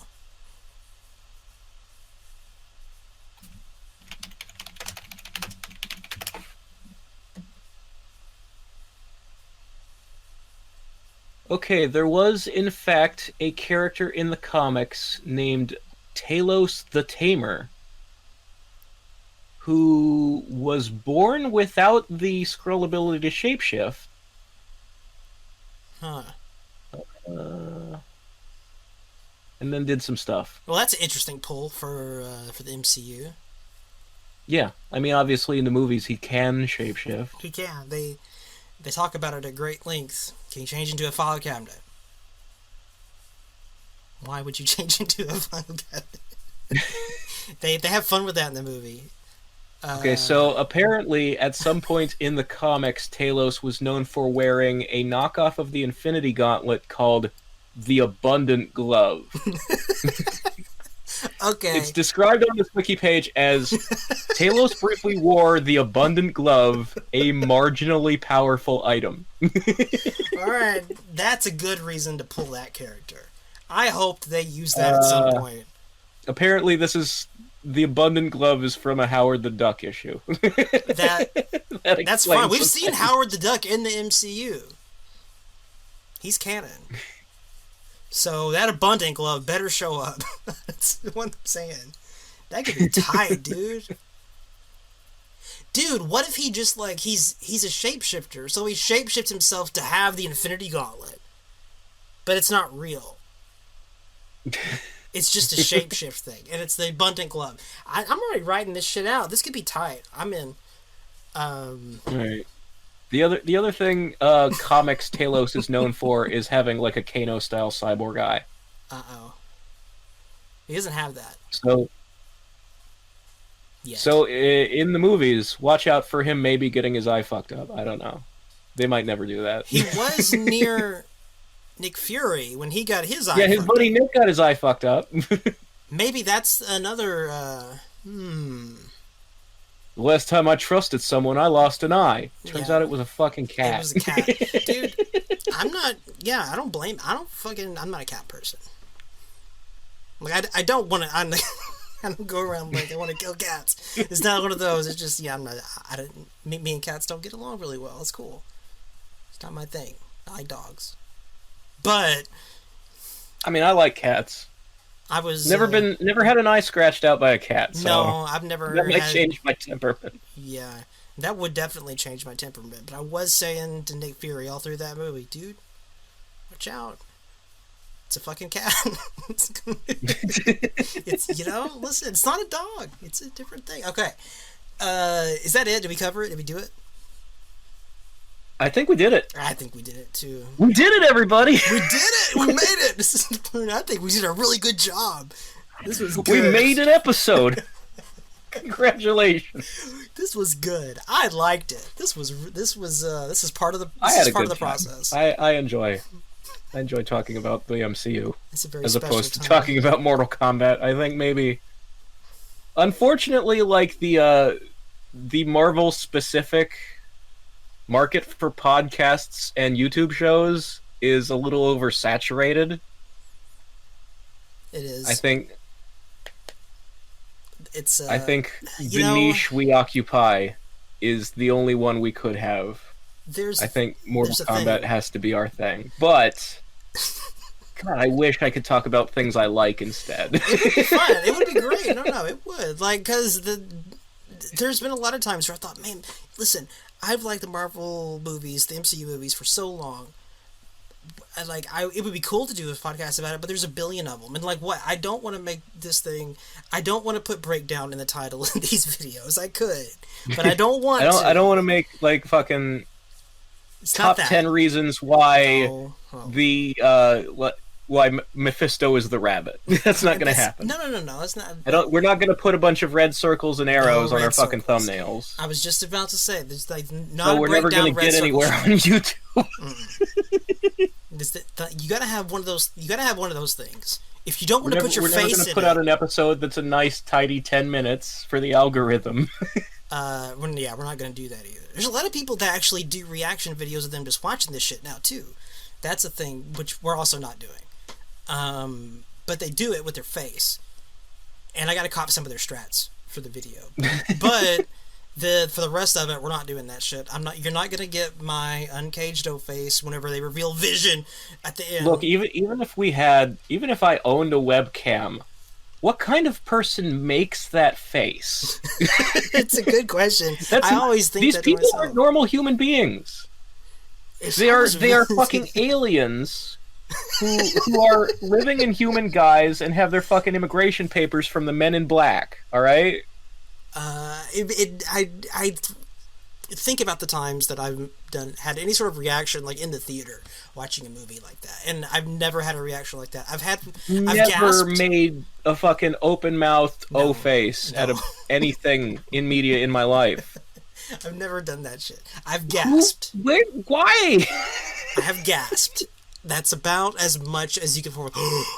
And that's only a few fucking times. I did that Like, at J. Jonah If Jameson. you went back in time and visited me on Christmas when I was 10 years old, I don't make faces when I'm surprised pleasantly by what's under That's the Christmas tree, like unwrapping my presents. I've never That's right. had that reaction to anything Let me at tell any you. age.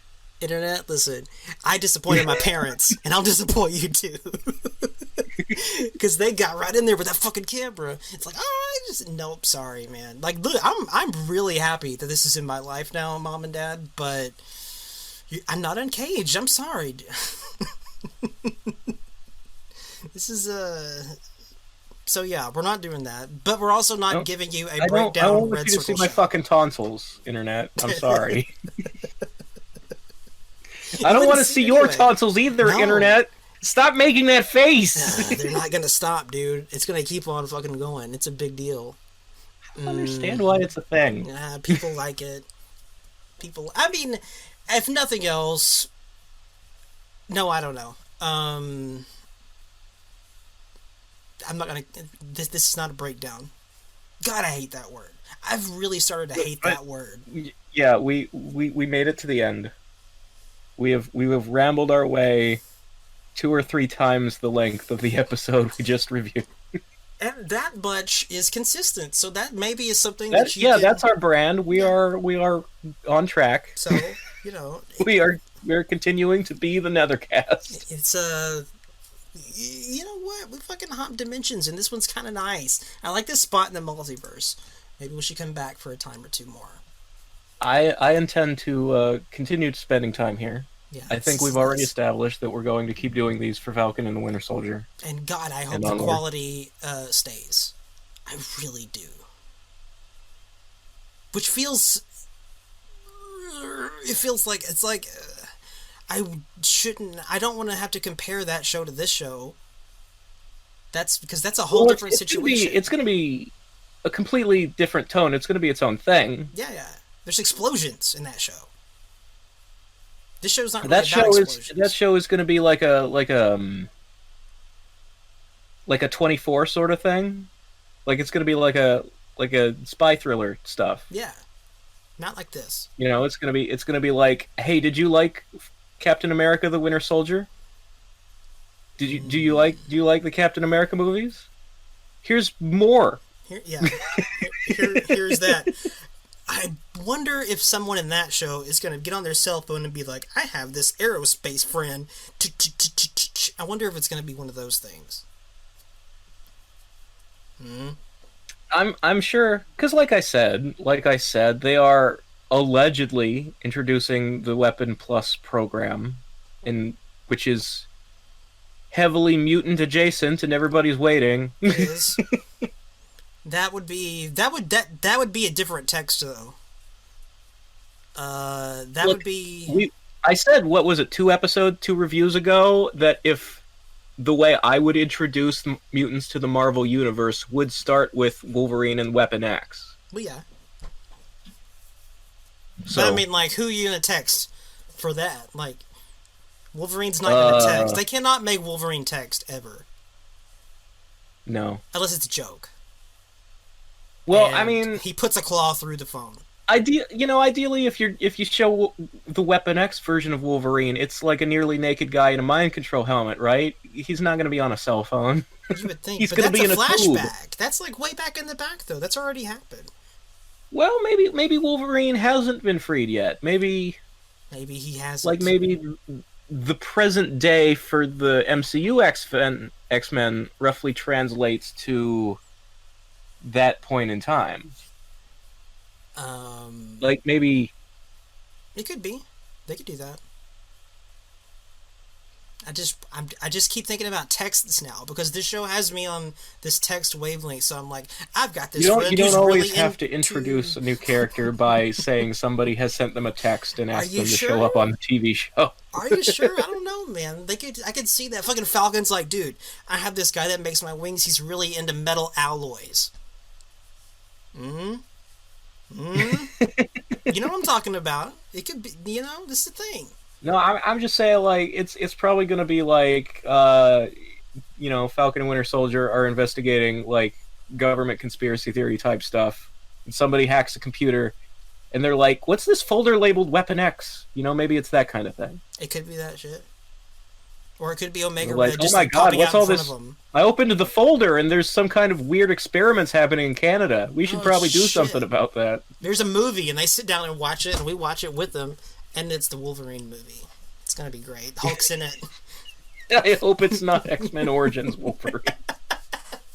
That would be No, the you don't want that wrong shit. way to go about it. No, that would be tight. I want them to do the thing. They get to the fucking computer, they start hacking away as you do, and there's the Weapon X folder. And they're like, what's this Weapon X folder? And then boom, fucking Omega Red just drops in, smashes the computer.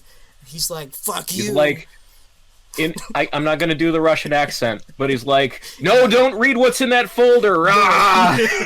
It's exactly what fucking happens. Credits. Fucking stand by. Tune in next time on episodes. We're gonna get answers. Theoretically. Theoretically. Bye. It's their last chance, but I'm sure they'll leave us hanging on something.